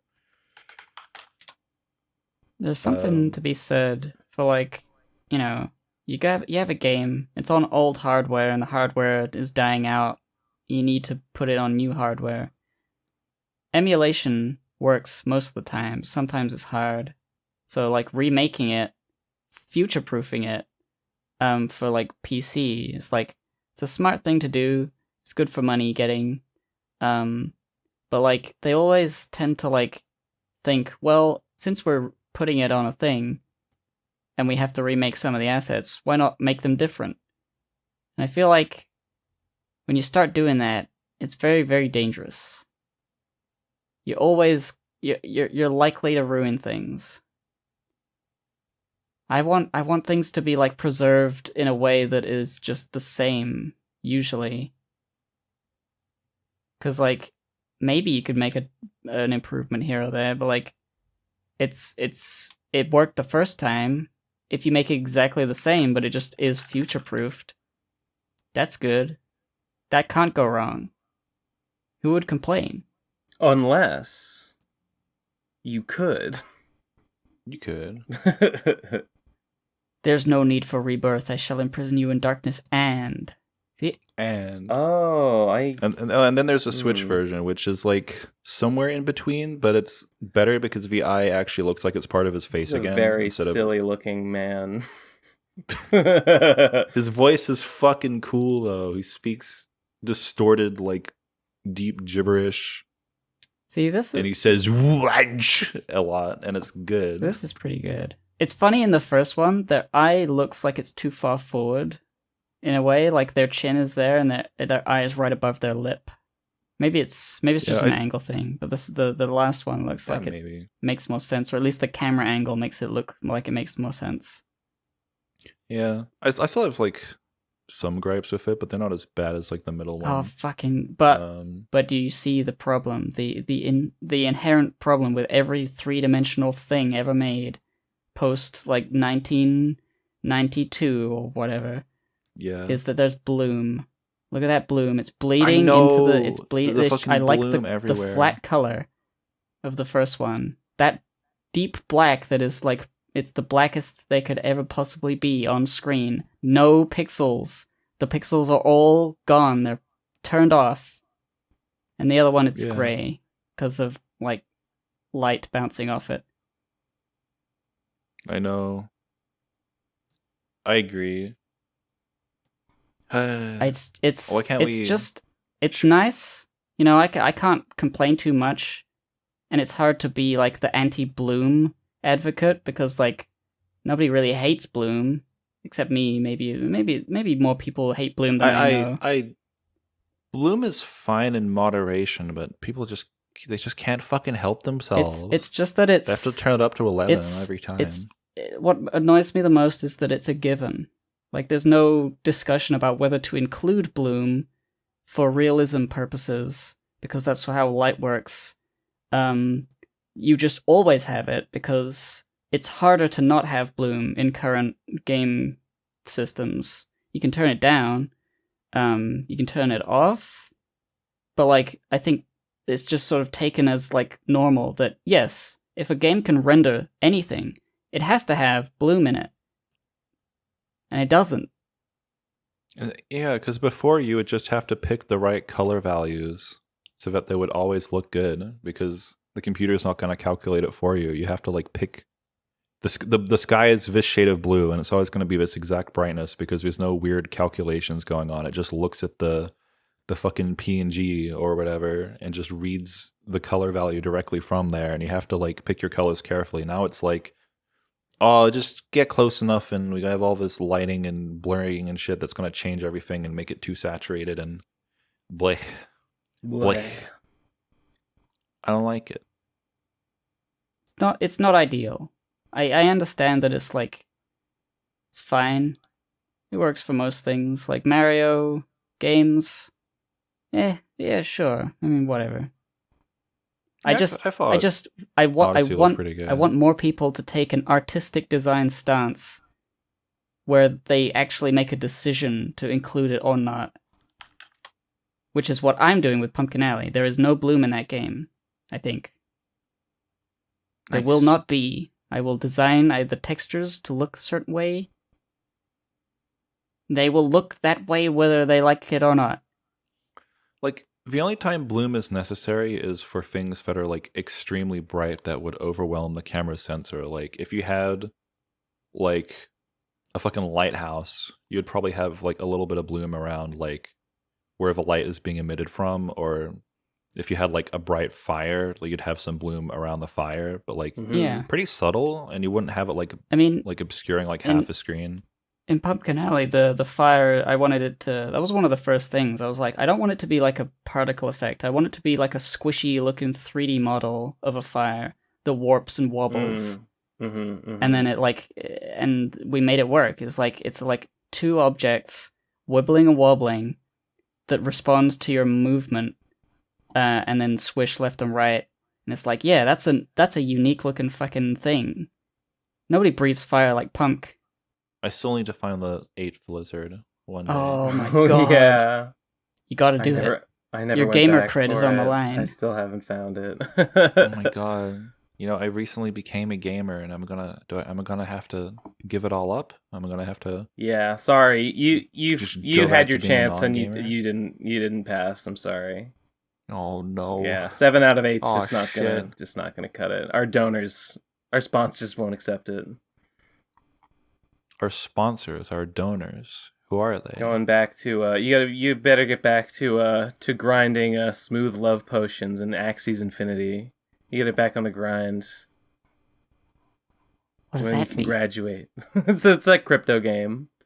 It's that crypto game that people from the Philippines were making money at for a while, and then it crashed. Oh yeah. Yeah, that was in the Line Go Up video. He did mention it in the line. I've seen it mentioned to other places too, but he talked about it was like the most. Remember it. It's that's where I've heard it. That's where I heard it's of it. It's little creatures, and you battle them, and you make crypto. I don't know. Oh, is it one of those like the player base can earn money by playing? Yes, it's play to earn stuff. Voluntary indentured servitude. No, it's you make money because it's raising people out of poverty. it's like having a job, but much worse pay for much longer hours. But it's fun, so it's fine. It's just a video game. They're professional gamers. They go into the office and they have to just play the video game, and they get whipped. They get whipped into shape. They make those little things battle. They love it. And then on the taxes, they can write occupation gamer, like my roommate Sean. Does your roommate Sean say occupation gamer? He does like video editing for a Let's Play channel, DA Games. Yeah.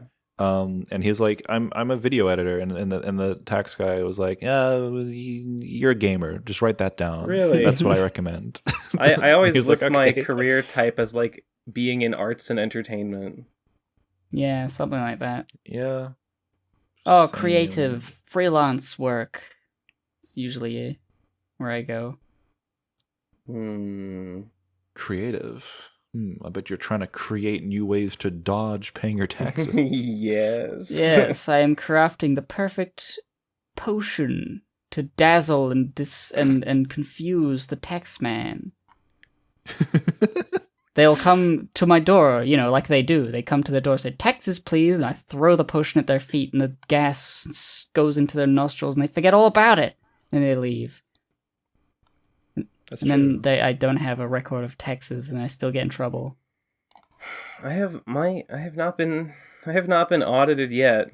Part of the plot of Everything Everywhere is that the lady's getting audited by the IRS, and it made me very nervous. Cause like, oh man, I hope that doesn't happen to me. I don't have good documentation of anything. I couldn't prove like that I bought such and such thing in such and such year. Jesus. I mean, I don't would not like the purchase history of your Amazon account or whatever not count? Well, maybe. Yeah, maybe some things I would have an electronic record of. I definitely don't list enough things. I definitely like undersell myself in terms of like business expenses. A lot of this stuff I don't know. is like I didn't list like specific items. I kind of just like put a general amount under like things like supplies and like, postage and stuff. And I just kind of had to like ballpark a number. I didn't really go through and be like, okay, I bought this pack of stamps for sending these letters, and I bought these envelopes, and I then like list items one by one. I do actually do that. I don't write it all down, but I do check, like in a temporary. This is why document. I'm nervous. This is where I go through about everything, and I'm audited. like, this plus this plus this plus this plus this. Yeah. And then it's the big money number. I kind of like doing that. I wish I was guess. Chad enough. I wish I was Chad enough to like be like, hey, yeah, so like all this NSFW art that I like got off these people's patrons that I pledged to and saved to my reference folder to reference for my art. That's a business expense, right? I wish I was that Chad, but I'm not. I'm a coward. I mean, the worry of like claiming things that are like iffy is that somebody will come and look at it and be like, explain. But like, when will they do that? Why would they do that? That's like work hours that they would have to spend. They would need a reason to start doing that.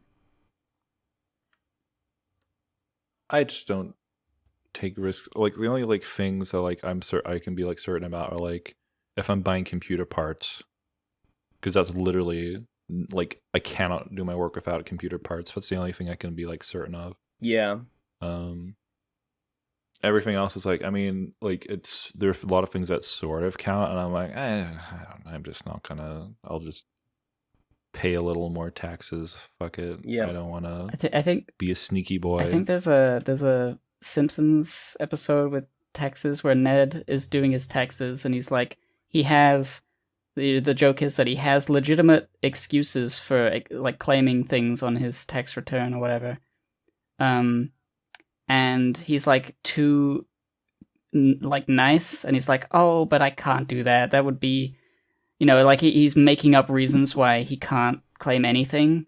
And then meanwhile, Homer is like trying to claim that like he has like 17 children and all these other like lies. Yeah, if the government asks, Bart, you're a veteran, Lisa, you're a nurse, Maggie, you were wounded in a chemical accident. Yeah, stuff like that. Yeah. It's chemical accident turned you into a fucking baby. You were on the job worksite accident. You're on a workman's comp. You were turned into a baby by chemicals. Yeah. Sure, whatever. So watching the Ned Flanders thing, I was like, okay, I shouldn't be Ned. I certainly shouldn't be Homer, but at least I know I shouldn't be that frugal. No, unfrugal. What's the opposite of... I don't know what the word is. Prodigal. Where you're too giveable. You're too generous. That's in Dante's Inferno. The two two twin sins in the greed circle of purgatory are prodigality and parsimony. And parsimony is when you're like miserly, stingy, don't spend enough money. Prodigality is when you are, too free with your money, spend recklessly. Hence, the Bible story about the prodigal son is the son that uses his dad's fortune and goes off and runs off and spends everything and has to come back and be like, I fucked up, Dad. I fucked it all. I fucked it all up. I was too prodigal, and now my soul will burn. My soul will burn in hell. My soul will burn on the... No, not in hell. No, not in hell. Oh, where will it burn? Prodigality and parsimony are the deadly burn sins. In heaven. They're not so bad that you go to hell for them, but they do have to be purged from you on Mount whatever, Olympus, on your way. Yes, Mount Olympus. I think that's right. So now you know. Now you know some new words. You're welcome. What if the Greek gods are like the boomer gods, and then the Christian gods are in there? It's like, we're the new gods now. And the Greek gods are like, yeah, whatever, kid. And so they're like, oh, nobody cares about Mount Olympus that's anymore. The Roman gods sucks. were they're just the HD remake. I think in Hades you have there's the gun. There's the one gun. The form of the rail gun you have is like Lucifer's gun. And I think they imply that it happened, that Lucifer was from the past. But I mean, I guess that would have been like Christianity emerging, but like that's like the dawn of time or whatever, right? Like the creation of man. So I guess of course that would be in the past. Never mind. That's not a valid historical record that I'm citing there. There's no text return for the beginning of time. No, I don't think so. We can't audit it. That's a cool gun. It sure is a cool gun, though. That would be a cool book title. I audited God. Yeah. And he was sweating, and it's just some sort of a tax anime. Okay. Figure it out. That's the premise. That's the prompt for your book. I'm looking at the Joe Rogan subreddit because I saw that this Joe Rogan subreddit is mad at him because he basically called them all pussies or something for being mad about Roe v. Wade being overturned. Pretty cool. Classic Pretty smooth Rogan. move. Pretty smooth move, Joe. They're all going, Rogan?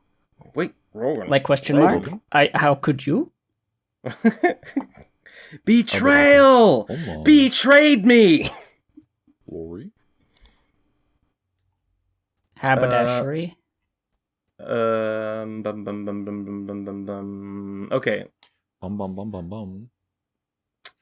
What's going on? What are we talking about?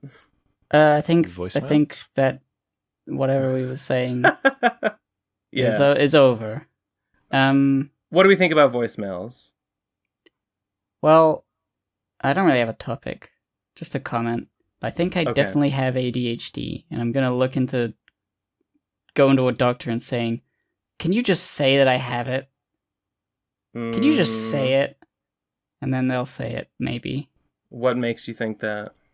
It's just been on my mind. A lot of things line up. I'm watching some videos. I'm like, yep, that's all true. That's all exactly the case. And it wasn't like YouTube was talking about it. It was like it was a YouTube video, but it was like a psychologist talking about ADHD and the things, the way you feel, and why you end up feeling this way, and how it affects your self-esteem. And, all these things are like, I feel these are normal, or at least normal to me. And they say they're specifically ADHD related, and they talk about the frontal lobe, and I'm like, this seems sort of credible. I at least want to look into it a little more, because it's been on my mind for a while. I probably just do have it.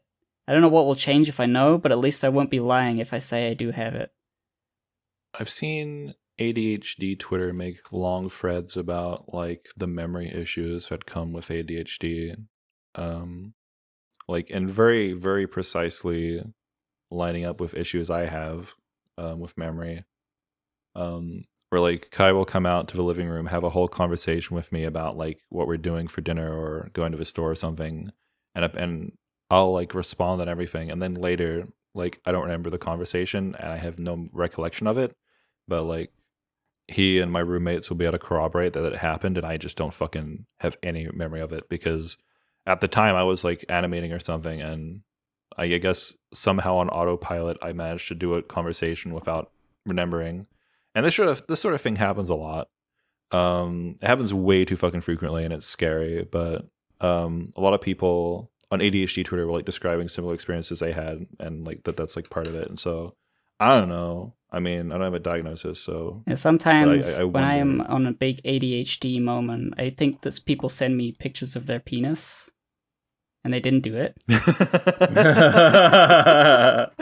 Oh my god! Yeah. It's all coming together. This was the video. It's like Dr. Tracy Marks, 3 ways ADHD makes you think about yourself. And I was like, very, very exactly the same as me. Self-esteem. I have good self-esteem though. Yeah, why don't you rub it in? Oh yeah, I'll rub my penis in. I'll do that Oh, too. no. Whoa. That's sexual harassment. Whoa. That's too far. Jail time. Jail time. No one. Damn. Voice Na jail na na time. na, you're going to jail. It's the playground voice. I'm a cop, I'm a cop, I'm a big old cop, I'm a cop, and you're going to jail. It's my favorite. My favorite donkey. That is my favorite. Voicemail? Yeah. Voicemail? Let's Voicemail? listen. Voicemail? Rogan? Trans rights? What? Abadakis? Trans wrongs. What about them? What about trans wrongs? Nothing. 2 trans wrongs makes a trans right. Oh. So as long as I keep making mistakes. All right. Twice. Trans right angle triangle. Whenever you make a mistake, just do it again. Just do it Yeah. a second time, and then Don't learn. Don't learn. Okay. First one is called PCP recommendations. 3, 2, 1, go. Hello, Ben and Gib and whoever else. I am listening to a lot of the PCP. I'm going back. I'm listening to all sorts of episodes, and I'm just kind of picking them at random. I'll go and I'll click on it and be like, ooh, that one looks funny. So I'll click on it and I'll listen to it. Mhm. Or sometimes I'll look up a host that I like. I'll be like, oh, what's an episode that Milky was on? What's an episode that Jeff Thu. motherfucking somebody else was on? I don't fucking know. I don't know why Milky's the only guy I could think of right now.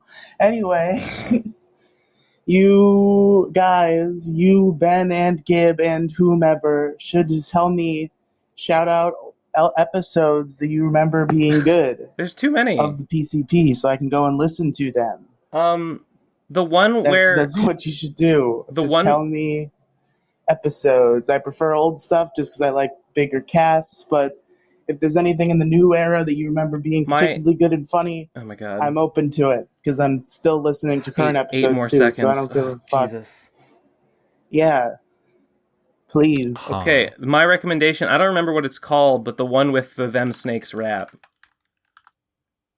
Oh, that episode I can find. I remember Jesse edited it. The image was everyone as angels in the sky or some shit. Yeah, that sounds familiar. Wasn't there I'm trying like to a find it. tier list? Not a tier list, but like an image. I think Tectonic Improv did it. Of like the top PCP episodes. I mean, I don't know if I would share his tastes entirely, but he did. Neither do I. I can't remember the things that happened. I just remember when people say, "Hey, Gib, remember when you said life is a cage and death is the key?" And I was like, "Yeah, I guess that was a good line." I forget what one that was in though. I can't remember. I don't remember which episode was which, like, at all. No, everyone quotes "life is a cage and death is the key" because I put that in the cum zone, Yeah. and people like just on Rule 34, people will just quote that my underneath God. any image of my character. Oh, I've not seen very that funny. before. I've seen it. I see it around. The Vem Snakes rap episode. I'm trying to find it. The episode where Vem Snakes actually appeared, like as a guest at the very end. I believe that was episode 151. Isn't it the same one that I drew them snakes and put him in there? That was the one Yes, with the it is. rep, right? Yeah. Yeah, so that was episode 151 of the PCP was that one. What's it The called? rap was a few episodes before that. That was episode 148. Okay. Ben's Kidney Stone. My favorite episodes of the PCP are most of them are in like the first 100 or so. I really liked Memes That Need to Die was good. I really liked the Virginity episode. That was a very funny one. I've re-listened to it a bunch. I've shown that to my friends a bunch as well. I mean, everyone knows the Yellow episode. Is the Yellow there's some good episode ones. just called Yellow? Things we It's can't called get into. Things We Can't Get Into. Oh, yeah. And dude, crazy to think that for years that was the longest episode. What's it, like 3 And that- hours? 3 hours, 43 minutes. And Yeah. Recently, there's been a bunch that have been longer than that. Yeah. The more the cast contracts, the more the episodes expand. It's equal and opposite. It seems to mostly happen when there's a guest. Yeah. The last 4 hour one, nearly 5 hour one was the last time I was on. Then the last 4 hour one was when Simsy was on. I guess that's yeah. I think More as far as I shit can to say. remember, the ones where there's loads of people, the energy level is so high and people like try so hard to get heard over the cacophony that we all get tired out before we can really go for that long. And that's why they end so much quicker than just chilling out and relaxed and talking or outside the school about like whatever. It's easier to go on longer when you have space to think and to make pauses in between your own sentences and breaths. Probably also me only coming on every few weeks recently. I have more to talk about because I don't come on every week. Yeah. So I tend to drag things out probably. If I had, if I were not on every week, I would have, I'd have 2 weeks worth of nonsense to complain about. There's also no Nate Best Man whipping everyone to stay on topic and only talk about one thing so that you exhaust everything you have to say about it and then the episode's over. Nate's like weird. Nate's weird insistence on like on topic discussion baffles me to this day. I've never understood it and I never will. I can't even remember what it feels like to have Nate on a Pro Crastinators podcast. I've forgotten what a pussy feels like. Oh shit. Next voicemail is called Death Note Fun Fact number 1. 3, 2, 1, go. Hey everybody, it's me, the Death Note Fun Fact guy. Here's a Death Note Fun Fact. Did you know that in episode 2 of Death Note, Light is using a PC and L is using a Mac? And that's a fun little Easter egg that shows how opposites they are? No. Yeah, that's the fun fact. Tune in next week for another Death Note Fun Fact. I'd like more. That's a little bit fun. I enjoy that. I remember Death Note. Did you watch Death Note? I remember Death Note. L using an apple, Shinigami's love apples. It's all connected. And, Wait a minute, so Light should have L used the apple. is eating an orange in every scene. Wait. That's Light saying, I'm eating your computer. Your data is mine. You'll never catch me. It just means... really makes you think and think and think until you can't think no more. Okay, what is this? The next voicemail, there's a note that says, this dude is just a voicemail character. Okay. 3, 2, 1, go. She makes me poop, and I make her pee. Why? Because we're flipping psychos!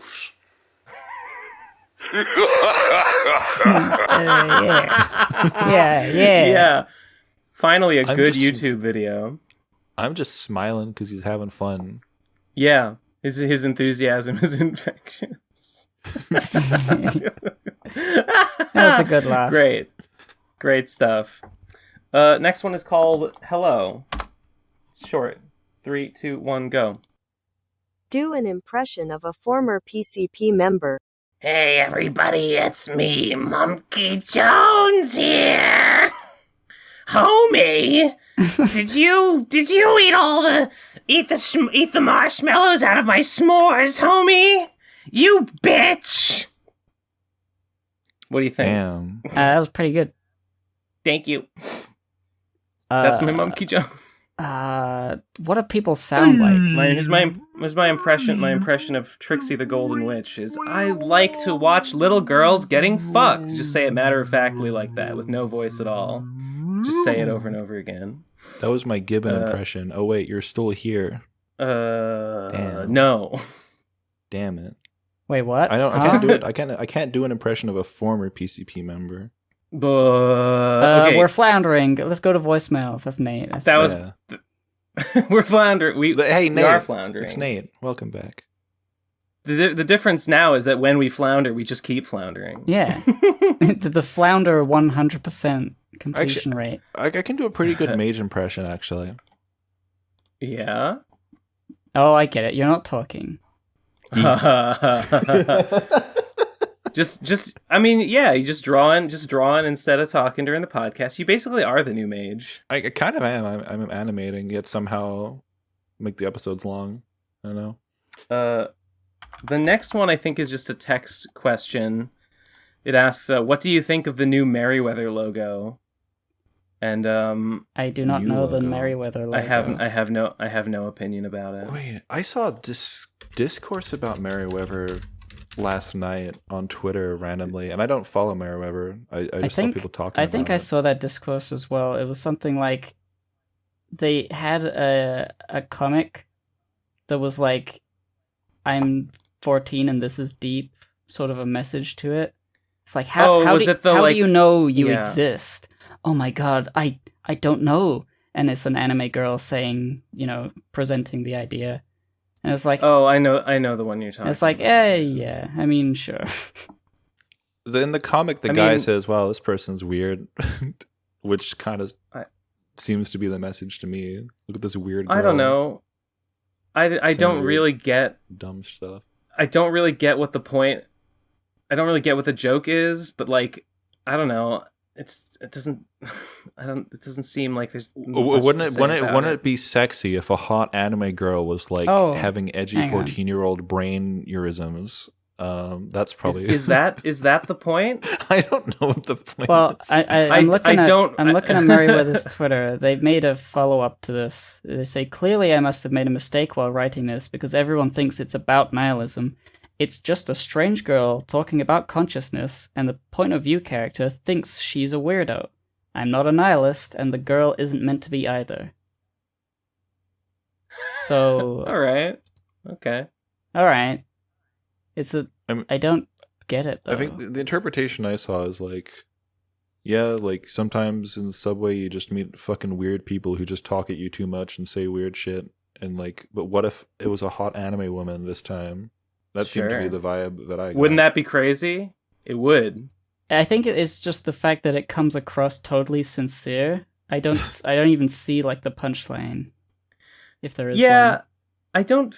There really like if isn't somebody a actually punchline. thought this, they would draw this comic exactly the same, or they would write this comic exactly the same. I just there's there's no real punchline. I don't really know what I'm supposed to take away from it, so I'm just kind of left shrugging. I don't know. I know. What do I think of the new? I think you should. The new. Sorry. Yeah. I was going to say the way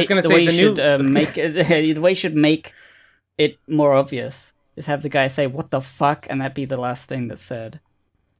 Like think in his head. I still wouldn't get it. Like there's one little box where he says this girl is weird in his head. I mean, he says okay. I mean, that's pretty much like what the fuck. But it's not like punchy enough. Gotta have a punch and a punchline. I don't know if that would change anything. I don't know. It just has no punchline. What the comic needs is a punchline, and it doesn't have one. The punchline is her getting fucked. That's the problem for me. Dude, Very good. Dude, if she was getting fucked while saying all this stuff, that would be really funny. Getting groped on the subway by some. Oh, what's the word How for? can you really that? tell if this person is real groping me? Am I really being groped? Then it would be like a whole different thing. I forget what the Japanese word is for the kind of pervert that gropes women on the subway. There's a specific word for it. Chikan. Yes. Pikachu. Like, is this Chikan really experiencing my supple breasts as he gropes me in the dark subway? Or is he only a meat puppet? I feel like that would push it over the edge and to be like, this is absurd. What the fuck? This girl is crazy. Then it would be a punchline. It would also be not suitable. Not suitable for work, as they say. I mean, a lot of Merryweather stuff is a little ecchi. Maybe not on the main account. I just realized this is what we're describing is the character of Uwu Lilia, Cetol's a bimbo character who gains brain cells the more cum she is in contact with. I see. Gains brain cells? No thanks. Uwu Lilia. Yeah, the only way to make her smart is to fill her with cum day and night. By the way, about the logo, I mean, I guess the new logo is like, it's just a new anime girl, because I guess he used to use the, the Internet Explorer girl, but I guess they spun that off into its own account, so now he made a new girl for Merryweather, and I don't know, I don't care. Oh, I mean... I don't care that happened. I mean, that's not a logo, though, it's just a profile picture. The logo, you can see both of them in this, little video on his Twitter. So that's the first one, and then like there's a lightning bolt, and then it turns into this. What? Hold on.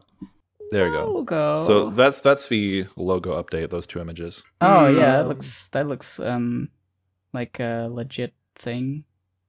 What does it remind me of? It reminds me of something very specific, and I don't know what it is. It reminds me of Line Webtoon. That also has like a square speech bubble as its logo. It's a little like Twitter, I guess. I don't know. I have no opinion about it. Reminds me of The Sims 4. Yeah. Fuck! Oh shit! Oh, there's a fucking giant gash on the other side of my foot, and I just scratched it by accident. Oh no! Wow. The demon I came. don't know how it got there. I just noticed it was there last night. Those fucking touch swords. I'm sorry that happened, or happy for you. This sword will fucking slice a baby in half. Ooh. Next voicemail is called what is it? It is called it's a search. Whatever. A search? Here, it's this link. Yugioh Is it card. like a Yu-Gi-Oh card database? Uh-huh. I'm gonna search GibBenSaint. Is there not a thing to go with it? No result. No relevant data found. Ben, you're irrelevant. To Yu-Gi-Oh? True. The next one is a YouTube link with no elaboration, so I won't acknowledge it. Mm-hmm. The next one is called Bridge Burning Diatribe. Let me get that. Wait. I can't wait. It's a minute long. This should be good. No, you're just not looking hard enough. GibBenSaint, no. No. I will forever douse my bridges in water. You'll never burn them. They'll be soaked. All right, let's give this a listen. 3, 2, 1, go. During episode 312, in reference to Econ, GibBenSaint said, "I'm not burning this bridge, he's burning the bridge by making me annoyed." Which makes me wonder, how do you treat relationships in general? Friends should be able to accidentally annoy friends without that turning the relationship permanently hostile and salting any attempts to make amends and working towards any middle ground. For my parasocial relationship of consuming your content, I don't think you go through most friendships in that way, so I don't know what's different about this case. Is there some weird behind-the-scenes stuff we're missing? But if there isn't, it really seems like you're burning a bridge. You didn't seem open to reconciliation. A colleague just annoyed you, and you responded aggressively and started shit-talking them on the podcast after they tried making things up in DMs. You are an idiot. Most bridge You are burning an stuff imbecile. does happen like this. It isn't out of nowhere for no reason deciding to just unperson someone. It's due to one or both parties being hard-headed and aggressive over some minor issue that crops cringe up. lord. You are and such a caring about hand-wringing. That's like sticking to their guns over their association, which ends up ending a friendship. I feel like I know that like you talked about this on the podcast, but this comes across as like I want to say this is none of your business. Like what? So scoldy. Like tell me what to do with my Econ does nothing but annoy me. Okay, it's not that he annoyed me one time; it's that he does nothing but annoy me. Yeah, I guess that's. And I don't like it. Yeah. But like, it's just the way this guy's approaching this. Like, I'm trying to psychoanalyze you. Could you please like give me some more information? Like, it's annoying in itself. Why does it matter to you? Just seems like Ben is so irrational. Just seems like Ben just cuts people off for absolutely no reason, even though he explains that he doesn't do that. Even though the whole point of what Ben said was that he doesn't do that. But I just kind of think that's what he's doing. What's the deal? Like Explain a normal that to me. thing to do. It definitely seems that way. Is just to assume that yes, there's information that you're missing, and why would you just ask about it? It's just, I don't know, strange. The perception is that Ben blows up at people, and then when they're like, wow, Ben, I'm done with your shit, they're like, see, you burned it, even though I attacked you. That's the perception of how it comes across. But I don't know enough about the situations, because I only like half pay attention to this shit when it goes on. I don't know what shit they said to you. I can appreciate that it might look like that, but what the whole point of what I was saying last episode or whatever episode it was in was that I don't blow up for no reason. I do it for a reason. I do it after I have been pushed to the brink. Yeah. The one time you definitely burned a bridge was with what's it even called? The fucking Team Fortress 2 Brony Analysis. Anarchy. TF2 analysis anarchy. Yeah. That's I mean, it was not really a bridge. It was just sort of like wait. That was what? Let that was so long ago. I remember there being a section about that. I think was it in a horseshoe finale or something where you told him to get fucked and it was epic. I don't know if it was in a horseshoe finale. I don't know. It was somewhere. I just really didn't like those people. They just were so. I remember I got pissed at them, and then like Josh Scorcher like called me on Skype and tried to like talk shit out with me, and he was like so condescending, and I was like, this guy sucks. Like, why would I even want to work things out? I don't care that like he's like, I don't know, relative to me or whatever, he was like popular. He had a bigger following. Like I don't like him. I don't like Dr. Wolf. I don't like this community. I don't like their attitude. I don't care that I got mad and upset them. Like, good. Yeah, what? like was it the Frog Fractions thing? We did talk about it. Yeah, that was like additional. There was definitely a Jesse video where Jesse summarized like how he all broke away from MLP, and I swore it was horseshoe finale. Was it in one of the footwear reviews or whatever they were called, the horseshoe reviews? I mean, maybe like it was it the time you did the moment with Dr. Horseshoes? It was after. Yeah, it was around then, because that was after things had broken down between me and those other guys. And I think it was like a parody we did later. We got that same guy to animate it. That was great. I vaguely recall, like, I know the people were in like the Brony Analysis Skype group because, you know, that was just the hip-hopping place to be for that sort of stuff. But everyone left because it was sucked. And I was in there still, and I think you were in there for a bit, and Nate was in there for a bit. Jesse was in there for a bit. Riff Cafe, yeah, that's what it was. God. But like, did it happen in there? Do you remember? If you like had a all right, fuck everyone, and then you left. I think I made a post on like I think I made like a YouTube comment on one of the videos in the series, on one of the TF2 Analysis Anarchy. It's basically complaining about how weird it is that like the plot of the series is about Josh Scorcher and Inkrose falling in love when Josh Scorcher is like 26 and Inkrose was like 16. Yeah.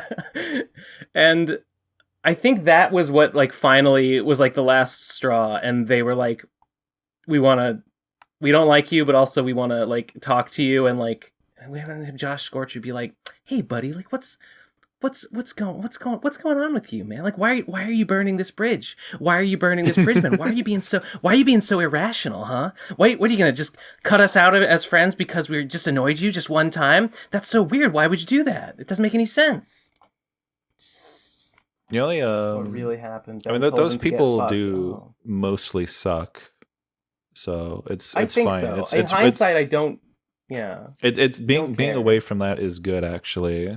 Yeah, in my opinion, I think that was my sense at the time, and I feel like it's borne fruit. I have been vindicated.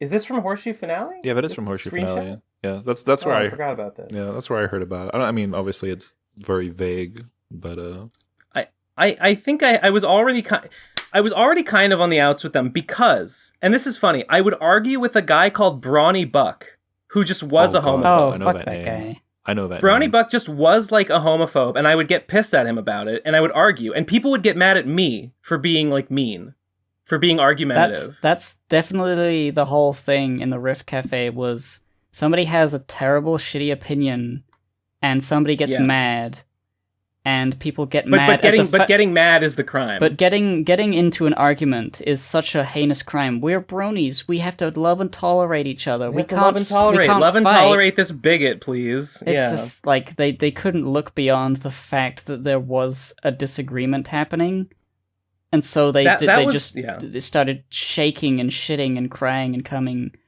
That was what like led to my relationship with that group souring, and then the final straw I think was me leaving that comment about like the age gap with Inkrose and I was not the first person to point that out. Other people were talking about it, but I echoed the sentiment in the comments, and they You're a real sour puss, and we don't like sours here. I was being a big sourpuss. That's I'll cop to that much for sure. We're really souring this bridge. Now it doesn't taste very good. I mixed some gummies yesterday, and they came out really sour, and I don't know why, because I didn't even add any acid. All the acid that I added to them was from the Sure Gel. And yet they came out sour anyway, and I was like so confused. Was it good? What the fuck was going? No, it was a little too sour. It was a little sourer than I wanted, and I was baffled. Maybe something went off. I don't know. All right. I knew this would go back to gummies as soon as I said sourpuss. I planned for it. You fell right into my lap. That was a good fun trip down memory lane. Next one is called "What is a GNU/Linux?" Right there. Wait, it's loading. All right. Okay. 3, 2, 1, go. In episode 306, Gib described Linux as a pared-down version of Windows, which is just really wrong. Linux is its own thing created from scratch that's been like a public community project for decades. Fundamentally, it's a bit more similar to macOS, but it's different enough to pretty much be considered its own thing. That's why you need to target it separately for games and shit. I don't remember saying it was Windows. I maybe used it as likened it to Windows, but without well, that's the way my brother knows how to do Linux stuff, and he explained it as, imagine if Windows wasn't it didn't take an hour to load everything. I mean, it is similar to Windows in that it is an operating system. Yeah, I mean, we don't have Mac, so that's how he described it. It is similar to Windows. I'm sorry to have made a technical error. Yeah. It's similar to Windows in that, people who like the sort of crowd who uses Linux is more similar to like the crowds of people who do coding shit on Windows. Like there's similar like demographics. Yeah, I mean, I don't know the code in the back. It's just sort of like Linux is for nerds. Yeah, and Windows is for people. It's for the real tech heads. And Windows is for nerds in training, and Mac is for is for normies. Mac is for normies or like artists who are like not technically artists. minded, I guess. Yeah. Macs are good for music. I think I've learned that at some point. I've heard that. I know people who've switched to Mac who've said it's good, and I'm like, the only Macs I ever used were like the iMacs at my school, like computer lab in high school. Windows is starting to get so bad that I might have to consider another operating system in a few years, because I really don't like the look of Windows 11, but Windows 10 isn't going to be supported forever. So, I use a I use I think I use Windows 10, but with like a shell that makes it look like Windows 7. Oh yeah. I like the look of Windows 10. I'm just worried about the security updates eventually running out and then it being a security risk for me to keep using it after a certain point. Yeah, that's fair. I've had friends more forward thinking than I am. Yeah, my friends who switched to it, I mean, aside from the tracking shit being even more annoying to disable, it's also just slow. It's just slow and buggy and bad is what I hear. How do you just make it worse? I don't understand. You hire people to do a job and then they just have to do something, so they fuck it up for a while. They just add code that fucks it up. Good for them. Glad they're working. Glad they're getting a paycheck. Or YouTube's new like video description layout looking fucking terrible. The views and the date and the first line of a description are all next to each other, and it just fucks up my brain. I can't see the date anymore. Whenever I try to see when a YouTube video was posted, I find myself like I can't find the date is there. It's next to the view count and the same bold font with no like real differentiator between them. You can see it in the screenshot. Am I seeing an old thing then? My YouTube has not changed recently. Yeah, it updates for different people at different times. It depends on when your cookies decide they want to refresh. Mine changed like 2 days ago, and I'm so fucking mad. I can't fucking read anything. And I don't even have dyslexia, and this is like fucking up my eyeballs trying to like find the date, find the view count. It's so hard now. It was perfectly fine. Why did they do this? Yeah, I'm looking at this Brony screenshot, and I don't know. Mine doesn't look like that. Yeah, it will soon. Is that so? It goes views, date, description. Oh my God. Immediately. No differentiation, no lines. It's ugly, and also the button to click on the channel is now at the bottom of the description. So if you open the description, I'll take a screenshot on this episode of the PCP. The channel icon's at the bottom by the comments. It's weird.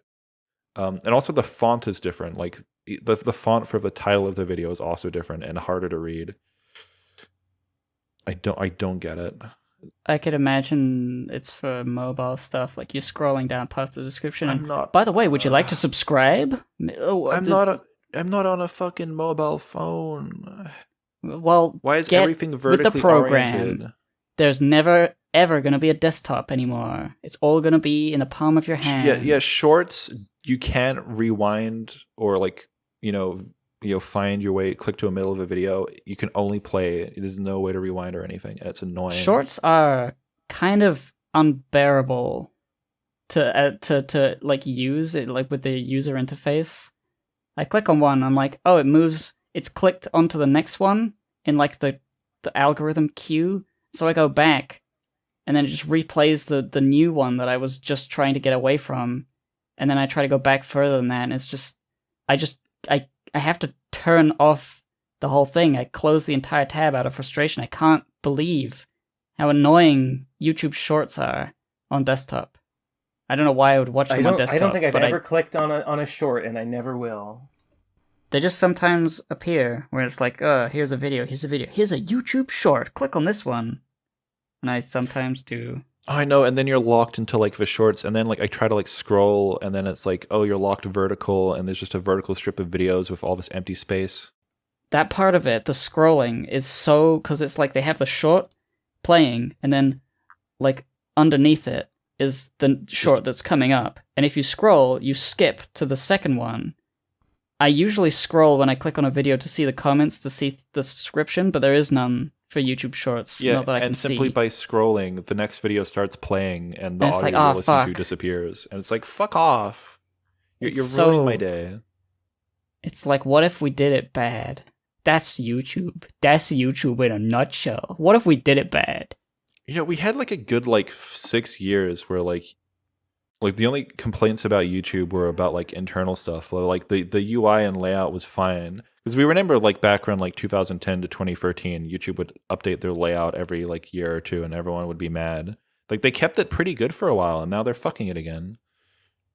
Yeah, they gotta pay people to do nothing. Did you see? Okay, I'm sorry to change the subject, but I remembered something. Did you see, by any chance, the latest stupid Peter Coffin take on Twitter? Do you know who that is? I don't follow him. Peter Coffin so no. walks out of his grave. Get it back in there. Peter. All right, I won't explain who he is, but the point is he made a tweet about he was annoyed that people were somebody wore a fursuit to a pro unionized Starbucks thing. Yes, I saw And he's that. he said it was unserious. And I mean, look at this. Maybe. Look at this guy.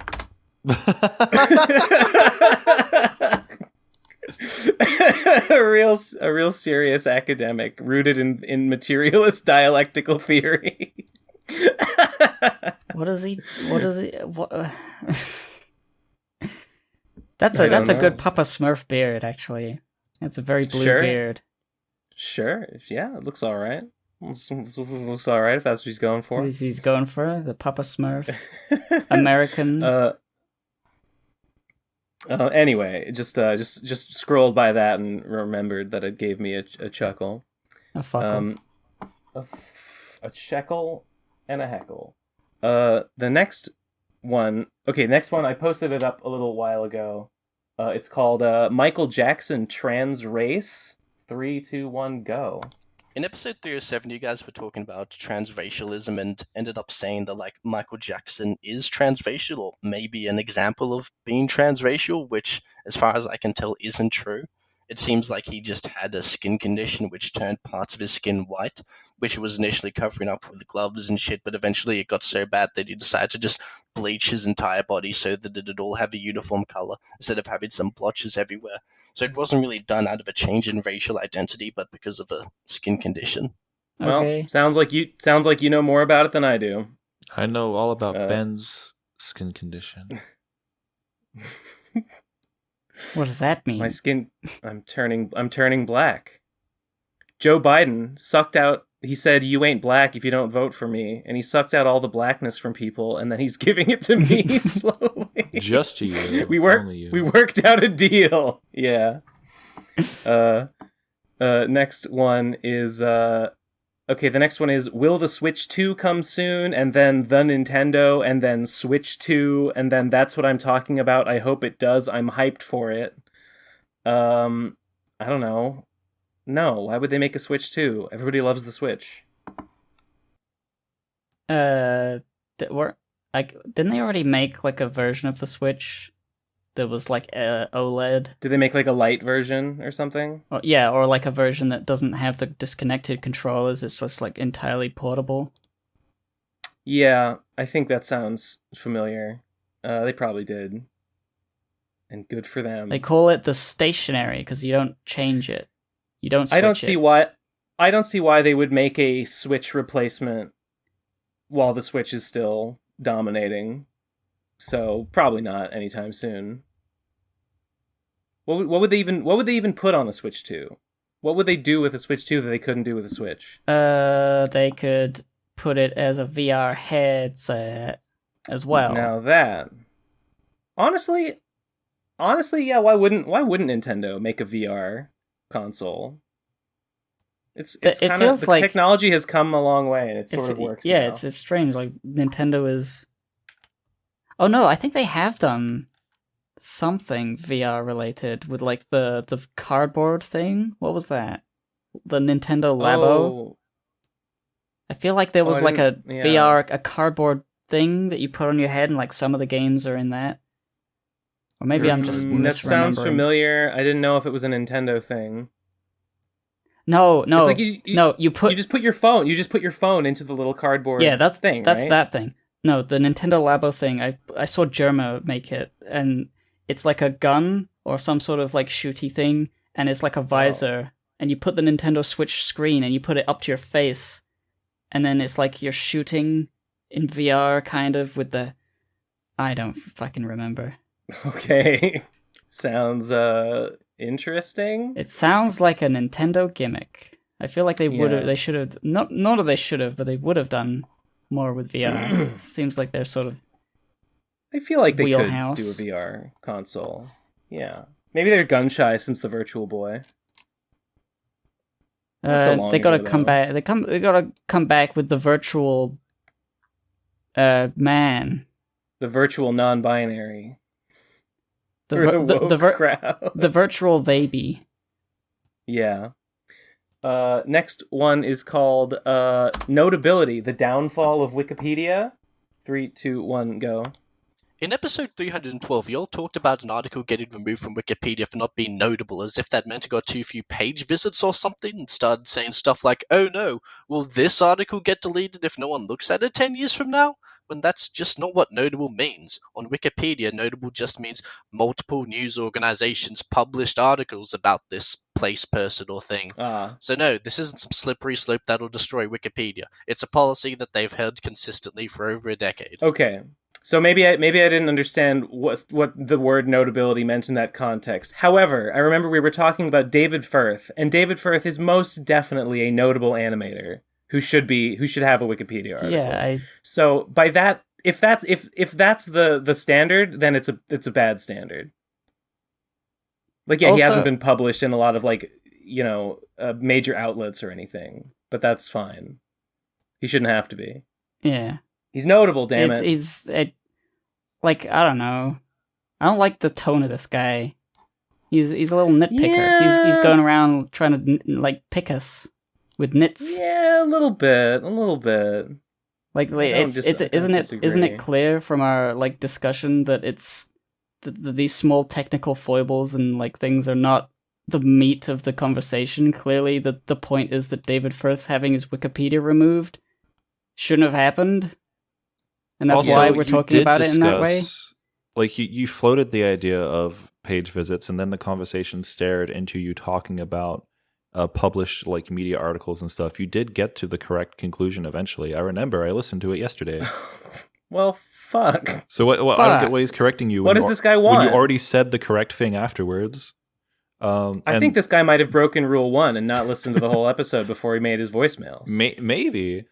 I think it's a shame David Firth's thing got deleted because he is a very notable person. And I'm sure this fucking article is mentioning salad fingers. I swear. Whoa, look at this creepy cartoon.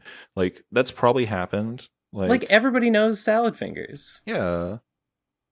It's ridiculous. The reason to complain is that the definition of notable is flawed because there are plenty of things that are important that aren't necessarily mentioned by mainstream media.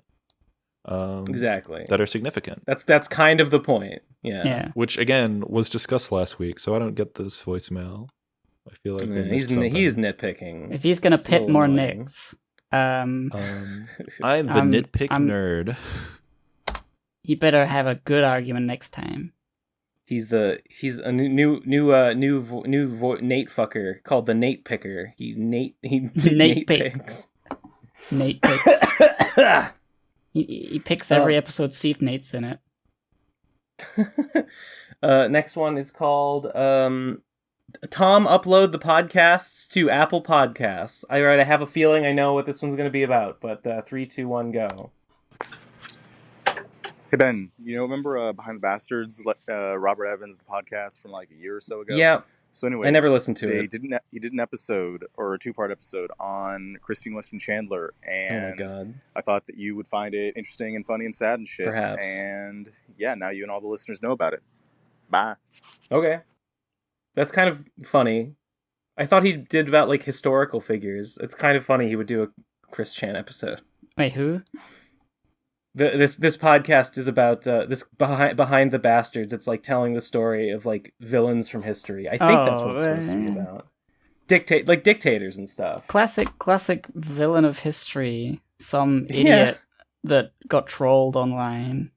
Yeah. Dude, she cursed Yuhameha like so many people. She did do some serious Did Hitler crime. do that? Don't think so. Hitler didn't curse Yuhameha even a single. If they better mention the bicarbonate rain Holocaust. Oh my god. Honestly, that's like many worlds. She did carry out a Holocaust that she felt was a legitimate act of, but by her definition would be a legitimate act of genocide. She did do that. Like she believes she did it. Yeah, she believes that these characters are real people and that she eliminated 70,000 of them with a artificial weather event. With chemical weapons. Chemical weapons, yes. In violation of the Geneva Convention. To quote Goose Goose from that Half-Life commentary video, I do not believe that Christian Weston Chandler even read the Geneva Conventions, much less ratified them. Or Quickville, I guess I should say. Ratify them. Yeah, you have to vote. You have to ratify them. Turn them into a rat in NATO or something like that. To the king of the rats. Next one is called "Will Ben ever pay his taxes?" 3, 2, 1, go. No, absolutely not.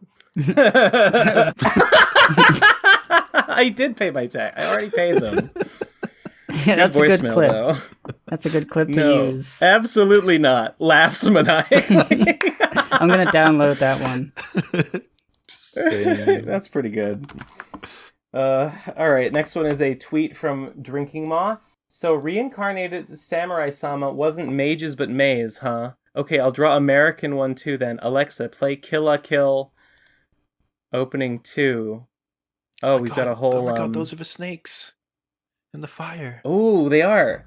Kawasaki, clan of greatness, once protectors of voice jail, were wiped out in one sentence by the traitor Tommy J. He unleashed them snakes the serpent 1,000 times Orochi's worse. Oh, it's a poem. Save the scroll, don't be ignorant, flew young boy full of remorse. Even then, BenSaint, what villain, stole the Kawasaki scroll. With no spirit or somebody, Samu-sama died all alone. But the rage of Kawasaki yet still burns like flame them snakes. His soul split like teriyaki to atone for past mistake. America was always a country of cowards. Nobody is ready to take up arms and fight against oppression. Latvia was never anything special in the grand scheme of things. There's no one daring to make a statement of their existence. I don't know, what's that in the guitar? Like foam? Yeah, it looks like styrofoam. I will change it with the power of the Kawasaki scroll. Do they mean Lithuania? Because Mage is from Lithuania. I think they mean to say Lithuania. Oh no. Also, why is she missing an arm? Oh, she's getting ready to cosplay. Azumi? Yeah. Exactly. One soul, 2 bodies, 2 dreams, 1 target. Oh my god. Wow. Remind me to commission Drinking Moth for... Yeah. I'm gonna need some art when I do the League of Night Fuckers compilation video. I had some art in my mind for like a year that I'm too tired to draw, but Drinking Moth's got the goods. This is very funny. This is bowling ball on a club nunchuck. So I guess this is Ethan Ralph's daughter. So Ethan Ralph's daughter, Mage's daughter, fighting over the Kawasaki scroll.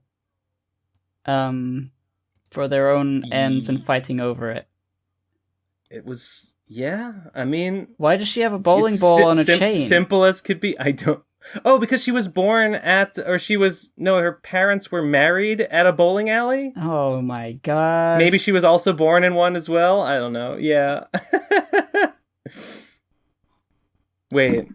Born in a bowling alley, like in the alley? Like with the bowling balls flying past? Drinking Moth gave the sword is based on the Latvian flag. It's the wrong country. No, it's okay, but it looks so good though. Yeah, it looks really good. Thank you for these. I'm very chuckled. I'm chuffed. Chuffed was the word. Chuffled. Next one is a Vokaroo link. I'll put it right here. Okay, in 3, 2, 1, go. Hi, this is Drinking Moth again. Twilight, can you switch my voice? Sure, I believe this is the button. 1, 2, 3. This isn't quite working enough. Postman, Shopper. See, you need to press twice and then rotate. So, as you might have already guessed, I am the creator of Twilight Sparkle Saga.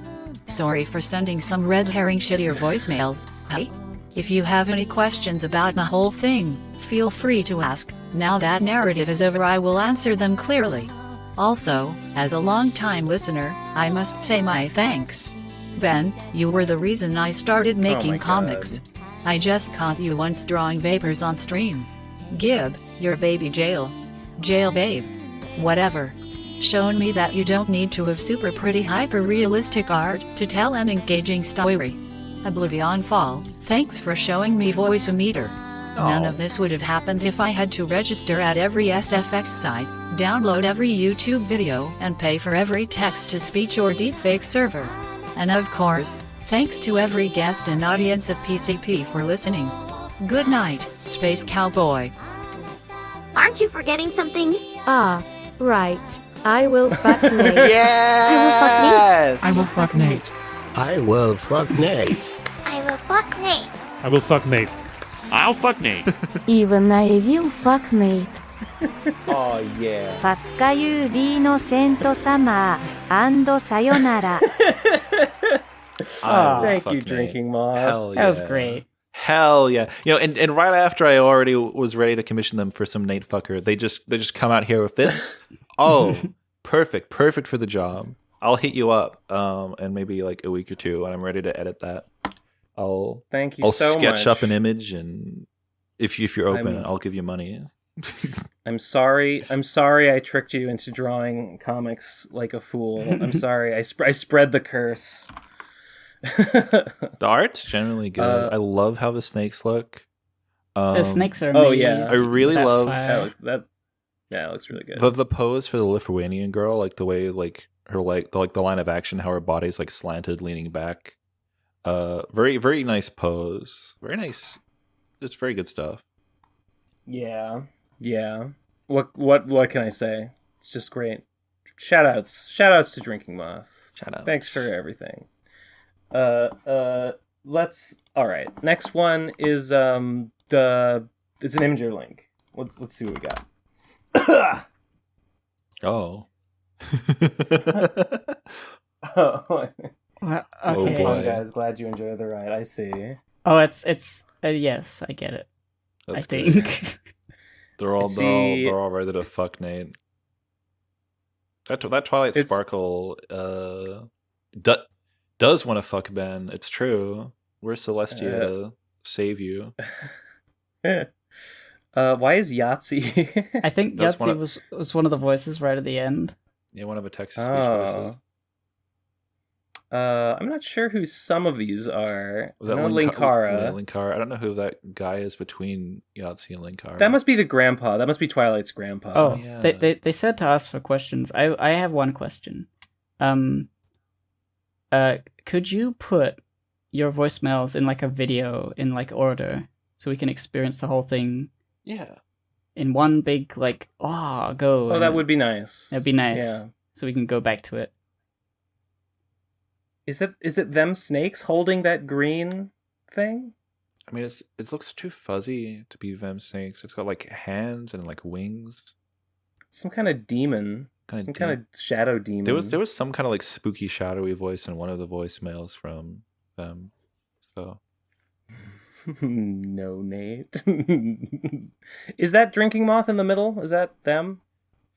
Yeah, possibly. With the sand's eye? I don't know who else it could be. Yeah, it must be. I don't know who the woman on the far left is, but she sure is far left. She's cute.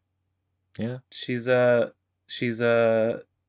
don't know who who it is either. She's one of the good blondes.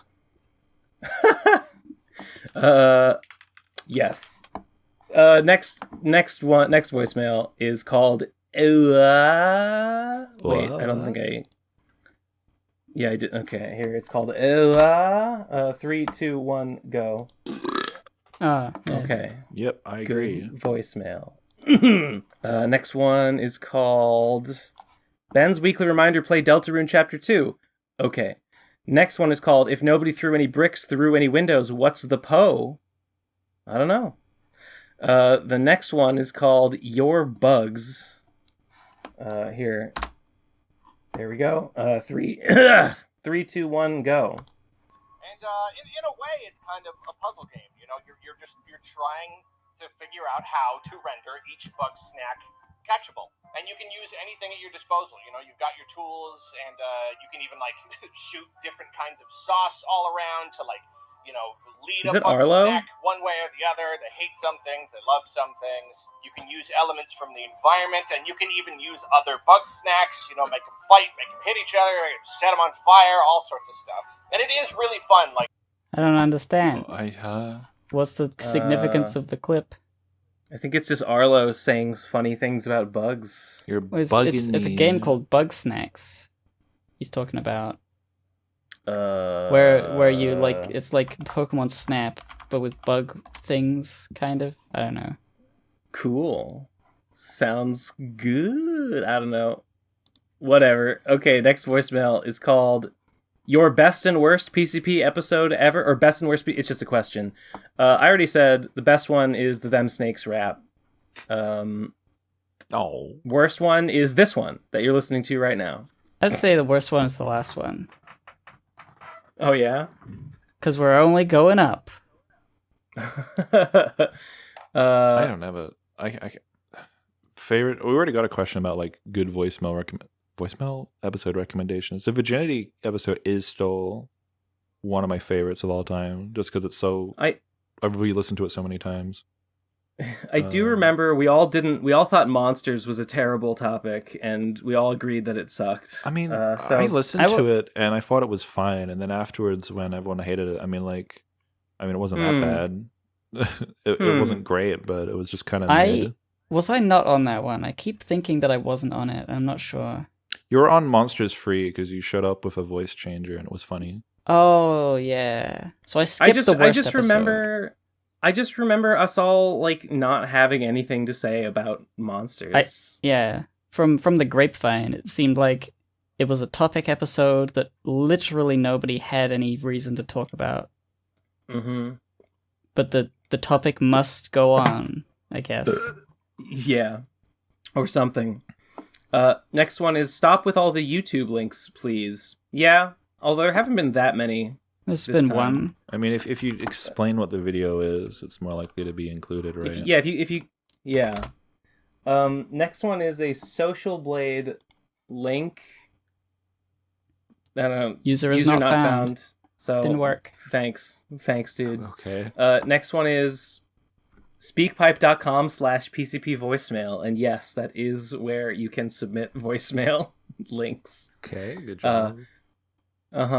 Next one is called good advice. No, good luck. Thumbs up. adviceanimals@reddit.com. Posting right now. Right. All right. 3, 2, 1, go. Probably unsolicited advice, but as a person who had to shave his head at 24 years old, it sucks. It's fine when you do it like 30 onwards, but at 24 it's the worst. That being said, if you have hair that isn't like being destroyed by really, really ugly bald spots, I would say keep your hair styled better. For example, there's like this Brazilian guy that like hosted a D&D session at a public event that I went to, and he was like kind of a nerdy looking guy, and only after like 2 or 3 or 4 hours of D&Ding, I finally noticed he was combing over a bald spot. But overall, he looked great. So, sorry for the long voicemail. But I would advise this mantra. You can do a lot more with hair than you can do without. So, I maybe, but like you did notice the bald spot at the end. The comb over is such a bad look in my eyes. Bald is just better. I wonder if this guy's just down on his own look in that way that one is a harsher judge of oneself than of others. Maybe. I did give myself a haircut, and I decided afterwards that I was much happier with how my hair looks now. I cut it short on the back and the sides and left it longer on top, and I think that's how it looks best. So I'm back to being like okay with it. Yeah. So my crisis has been averted. I feel like if you have like the confidence to pull off like an exceptionally like not acceptable weird hairstyle, like a friar tuck where you're bald all over the top, but you've got like the end of a bowl cut all the way around. Like if you could pull that off, you would be so cool if you could do it. You'd need a lot of confidence. You'd need to like go around in a brown robe and just be a friar tuck character. So you're saying the coolest person you could imagine is just a monk? Well, what I'm saying is going bald happens to a lot of people and people get it. Like when I see a balding person, I'm not like disgusted. It's just like normal. It's just like lots of people look like that in various stages. But if you I feel like there's space to be like having a bald spot or like a balding like thing and like deliberately crafting it and making it look deliberate with confidence that it could actually look cooler than if you just shaved it all off. I don't know. If you do like a weird like monk look or like samurai, like shave the top of your head thing, you just look like it just looks like a joke. It just looks like you're in a costume. I guess I think jokes are cool. Yeah. I think joke people are like epic. People should wear real clown makeup as normal clothing. I would look at that and I would say that this guy is like doing a bit. I wouldn't be like, damn, he's got the confidence to pull off an unconventional look. I would think he's filming a YouTube video and I'm going to be his next victim. I guess I keep remembering this. Just got unplugged. This one guy I met. Well, I didn't meet. I just saw him on the train once, and he had like a bright green, like neon green suit, and like a punk hairstyle, and he looked like he was like 75. And I'm like, dang. Something about the way he's holding himself is like so cool. I guess he's like an old school punk who's like trying to stay like on the edge. That's pretty cool. I appreciate the punk look. It's like a true punk. It's not an aesthetic in and of itself. It is a I think lifestyle choice to be strange. I think long hair is more punk, but I just don't think I look very good with my hair long. So, I don't know. It's you can't necessarily just pull off any look you want to just because you believe in yourself hard enough.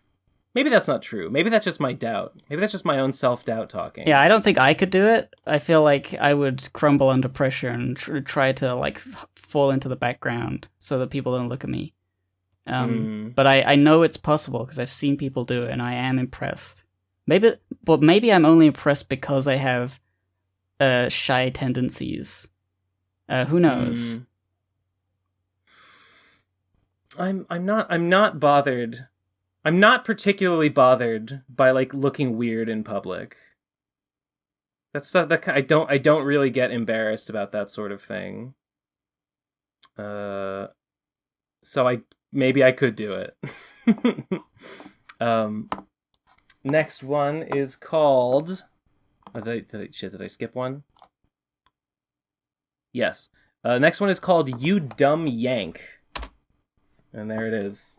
3, 2, 1, go. Listen here, Ben Sherbatsky. The reason why the chant is "The people united will never be defeated," it's because it's a translation from a Chilean song called "El pueblo unido jamás será vencido." It's a literal translation. It's not a mistake. The only reason why it's like that is because English is a garbage language. Sorry. And Needs the more people united will localization. never be divided makes no fucking sense because, as Gibb said, it's already implied that they are fucking united. It doesn't make fucking sense. Well, what the fuck? Gee, I'm going to defend my statement. I think that translation involves localization. Yep. And I think that preserving the rhyme would be important. And I think that, no, it makes sense to say once they're united, they will not be divided, because if the goal is to unite, defeat and division are basically one and the same. Exactly. So it does make sense. I think it... Thank you. It makes perfect sense. You fucking Chilean bastard. You South American demon. Did he say English? English? Damn. I heard that slip. The there's people a second divided will never be multiplied. Multiplied. I think I still prefer Gibbs' interpretation. The people united will never be fighted. Will never be fighted. People will be so scared that they'll just capitulate to every demand. Next, there's a follow-up called You Dumb Yankee Part 2. 3. Actually, there's a Part 3 as well. This is Part 2. 3, 2, 1, go. Okay, Ben Zelensky. I'm sorry, man. I was a little bit violent just now. Zelensky. It's because I just got my third booster shot. And I am in fucking pain right now. And it's fucking awful. But I guess it beats breathing through a tube. That's it. Get your booster shot. I did get my booster. Fuck you, Ben. Yeah, of course. Yeah, obviously. Fuck Ben. We're the League of Ben fuckers. Yeah, I thought for a second he was being kind, and that was too far. I did You get had my to say booster fuck Ben shot. at the end to balance it out. I got it, when did I get it? Probably in like late January, I think, or something. So it's been a while. I would like another one, please. I'd like a boober shot, please. One in each. Nice. Nice. Very good. There's one. Okay, next one is Part 3. 3, 2, 1, go. Okay, I know this is the third voicemail I sent. I'm sorry. At least they're short. I'm not gonna send any more. But before I forget, I want to thank Gib because the package arrived, and I've been laughing like a dumbass to Redman Comics. It's really funny. I have not yet read The Lord of Ghosts. I'm gonna read it. I have a lot of things to do first, but I will read it. So thank you for the doodle. Thank you for what you sent me, and that's it. That's it. Have a good day. Well, thank you. Thank you for buying it. That guy went through an arc. He started off a villain and he became a hero. I suspect that. Based Giga Chad move reading the Red Man comic first. That's true. I suspect That's that true. my package from you did arrive. Something turned up at my mother-in-law's. We're heading there today to go look at it. Oh, I don't know if I mentioned this on the last episode. I meant to say it. Oh, this is actually really important. I wanted to say that I went to my P.O. box and I discovered that my P.O. box had expired. Oh. And so it's possible that some people who I might have sent a package to and it did not arrive, it might have been unable to be returned to me and it was lost. So I guess anyone listening, if you have not gotten a package from me, you should let me know. And I will just send you another one because that's my fault for letting the PO box expire. Actually, there were like four pack. I think there were 3 Plebe in the Weed Blu-rays, and there was 1 copy of Road to Radcon. And these were like old copies. I sent them in like February, so like anything after February that got returned is gone. I think so. That's kind of sad. Hopefully, there's not that many. But yeah, I have like 4 that I have to contact those people and send them out. But there's probably some more that are missing, and I hate to think that anyone bought something from me and didn't get it. So I will like those people whose envelopes I do have, I will try and reach out to them if I can figure out who they were. Yeah, that was a bit of bad news that I found today. But I guess this does mean that I can now get a new P.O. box closer to my house, which is convenient. That old one was it's on the other side of town. It was very annoying. Yeah, I guess I should mention briefly. If anybody's gotten their Lord of Ghosts package but hasn't let me know, I can't tell when things have arrived because I didn't have tracking on a lot of these for money purposes. So I haven't received any returns, so I assume most of them did arrive safely. But if you have a Twitter account, tweet at me. It's not just based and cool to see that you're enjoying it, but it's helpful, so I can just go on my spreadsheet and say, that one's arrived, don't have to worry about that. And yeah, some of them might be very stuck and still in transit, but I can't know right now. Some of them end up, especially international packages, sometimes end up getting stuck in shipping limbo for a disappointingly long amount of time. So if it hasn't arrived yet, and I haven't received a return, it's probably on its way very, very slowly. So that's that, I guess. Just sorry. Yeah, there's nothing you can really do about it. The next voicemail is just a text question. It says, "Is Tom still a member?" Yes, but he said he probably won't be on anytime soon. He says he's busy with the channel Nintendo 64. What was it called? Saberspark. Yeah, Saberspark 64. Yeah. He's working 100,000 on that. subscribers. Good for him. Huh? 100,000 subscribers on that. Good for him. Good for him. Good for them. Them right. Snakes. No. Good for them, snakes. They're gonna surpass, more people soon to they'll siphon. surpass Nate, just like I did. True. Yeah, good for them. Tom said he's probably not going to be around anytime soon. But he's not officially quit or anything, so that's what that's about. Next one is called iPod Shuffle, better than any modern day portable technology. Let me post that. 3, 2, 1, go. So I bought an iPod, the MP3 player, and I wanted to listen to this podcast, but I went to the link in the description, and the MP3s were very hard to download in bulk. I could download them individually, but a massive folder of thousands of hours of content. So I don't know, maybe upload a zip to each one of us, if you want money of every single episode so far. That would be pretty cool. Okay, zip does file. this guy want to download all the PCP episodes at once? Yeah, in a zip. In a zip file? Well, I mean, I guess they're all hosted on Google Drive, right? They're all downloadable from the PCP website. Yeah, but not in bulk. Not in bulk. You would have to download them one at a time, which is annoying for sure. Yeah, I mean, it's a fair request. It would just take some doing. I would just have to put that together. I might. I mean, it's not a completely stupid idea. Yeah. Next one is called Happy Birth. No, wait. No, sorry. Sorry, I missed this one. This one is called B. 3, 2, 1, go. What kind of pornography do you like? Sexy. Yeah, I like it when it's. Did they say it was B? It's just the letter B. The letter B. Okay. I like B porn. Yeah. Do you ever see a bee woman, and she has a big fucking what's it called? Stinger? Not the The stinger. thorax or no abdomen? Yeah, the big or the big fuzz,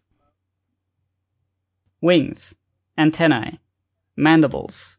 There's an artist I've seen BOCs where they give them the big bee butt, and I don't know what it is, but it does something for me, and it's good. It's the bee dump. I found some good images, but they're all too NSFW to post. Damn. Yeah. The abdomen is the big bulgy part underneath the tiny little waist.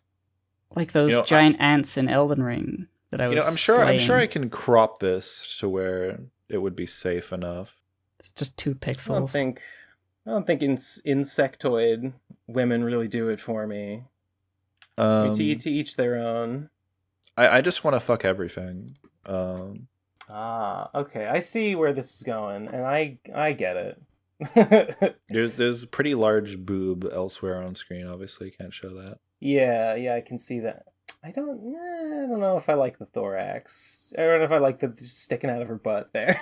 A little weird. You grab it and pull it up like a sack of potatoes. What would it be like? Like a giant, like a bag of sand. Like a instead of a stinger, there's just another hole to put your penis in. Ben is not bug fuck. This is what we're learning today. Ben is not. I don't think I am. Yeah, I don't really think I'm much. I mean, when it comes to Spork's gonna be so disappointed in you. Yeah, she already is. Don't worry. When it comes to art like this is like only tangentially bug. Like it's basically just a woman. Yeah, I mean, yeah. Yeah, Ben wouldn't fuck tangentially just a woman. Terrible. Come on, she's tangentially a woman. What's the problem? Next one is called Happy Birthday Ben. Oh my god, and then the next one is, you're not going to believe, the next one is called You Wouldn't Fuck a Bee?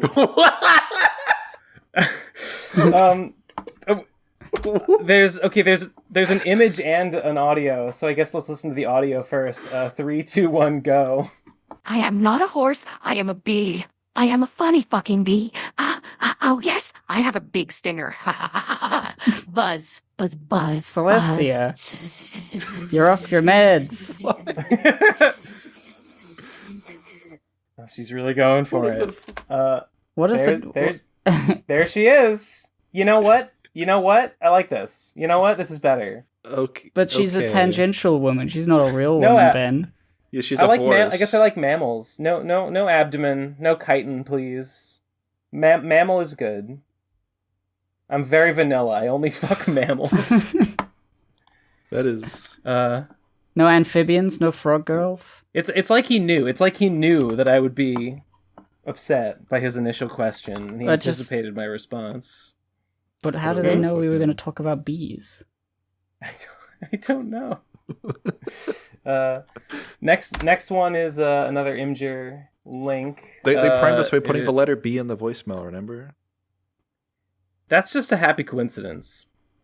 Okay. So this is GibBenSaint.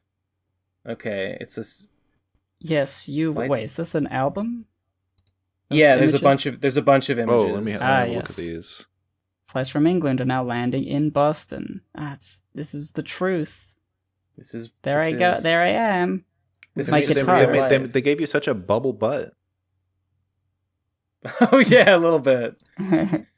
Hey guy, no smoking in the airport. Who, me? Yes, you with the... Oh, it's a little cut off.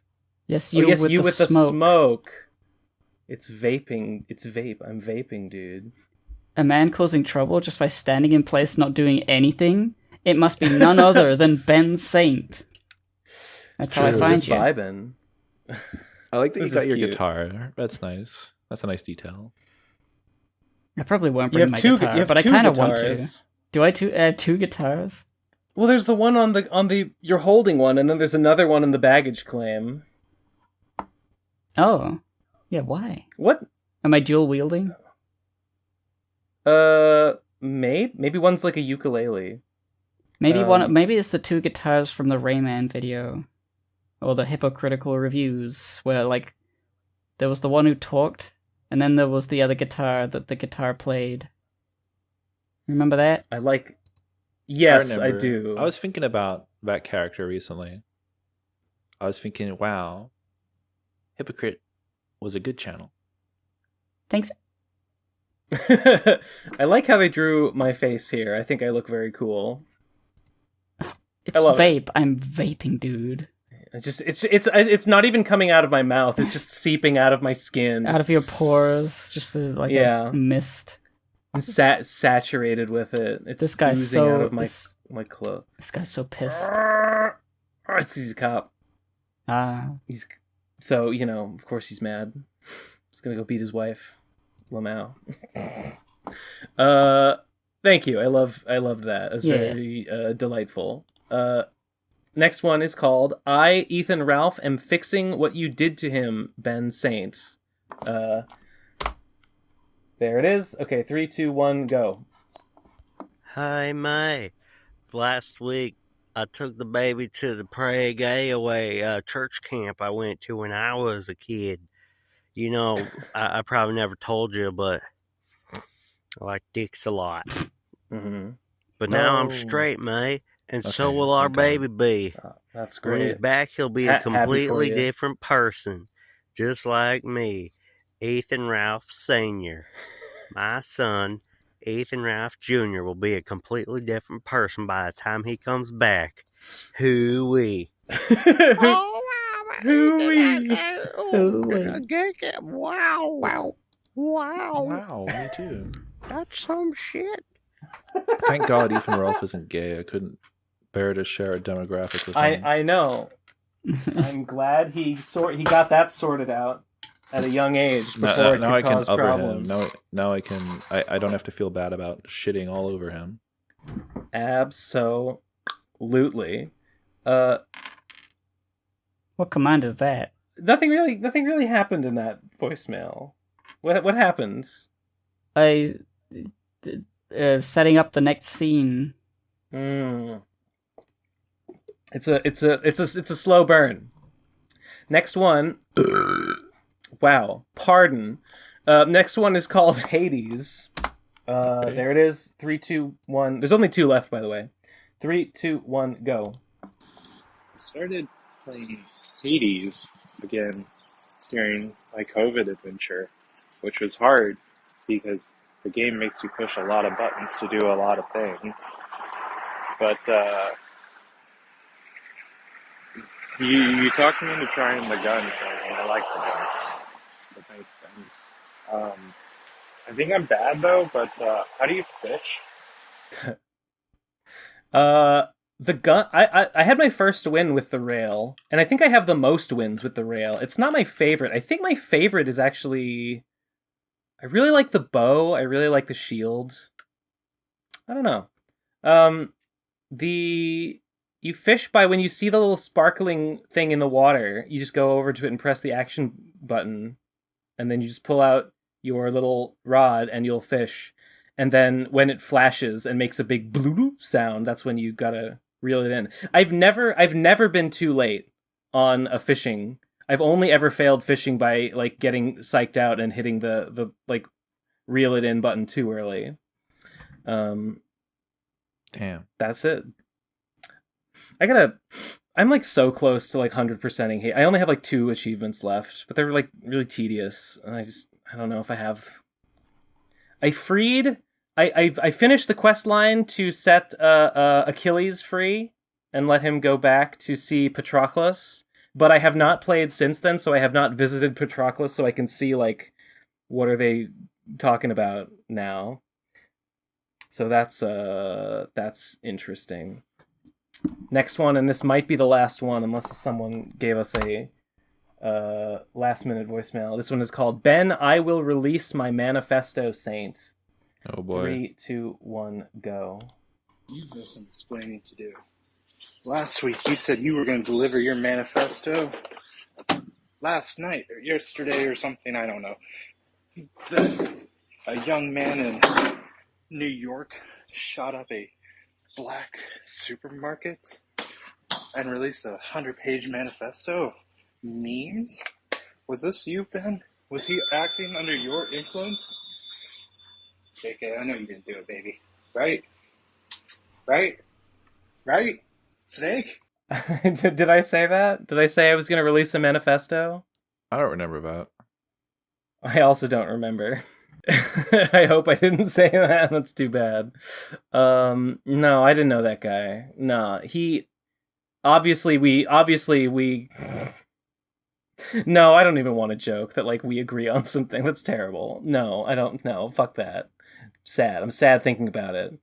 What was that? Oh, the guy was, do you remember me last week saying I was going to release my manifesto?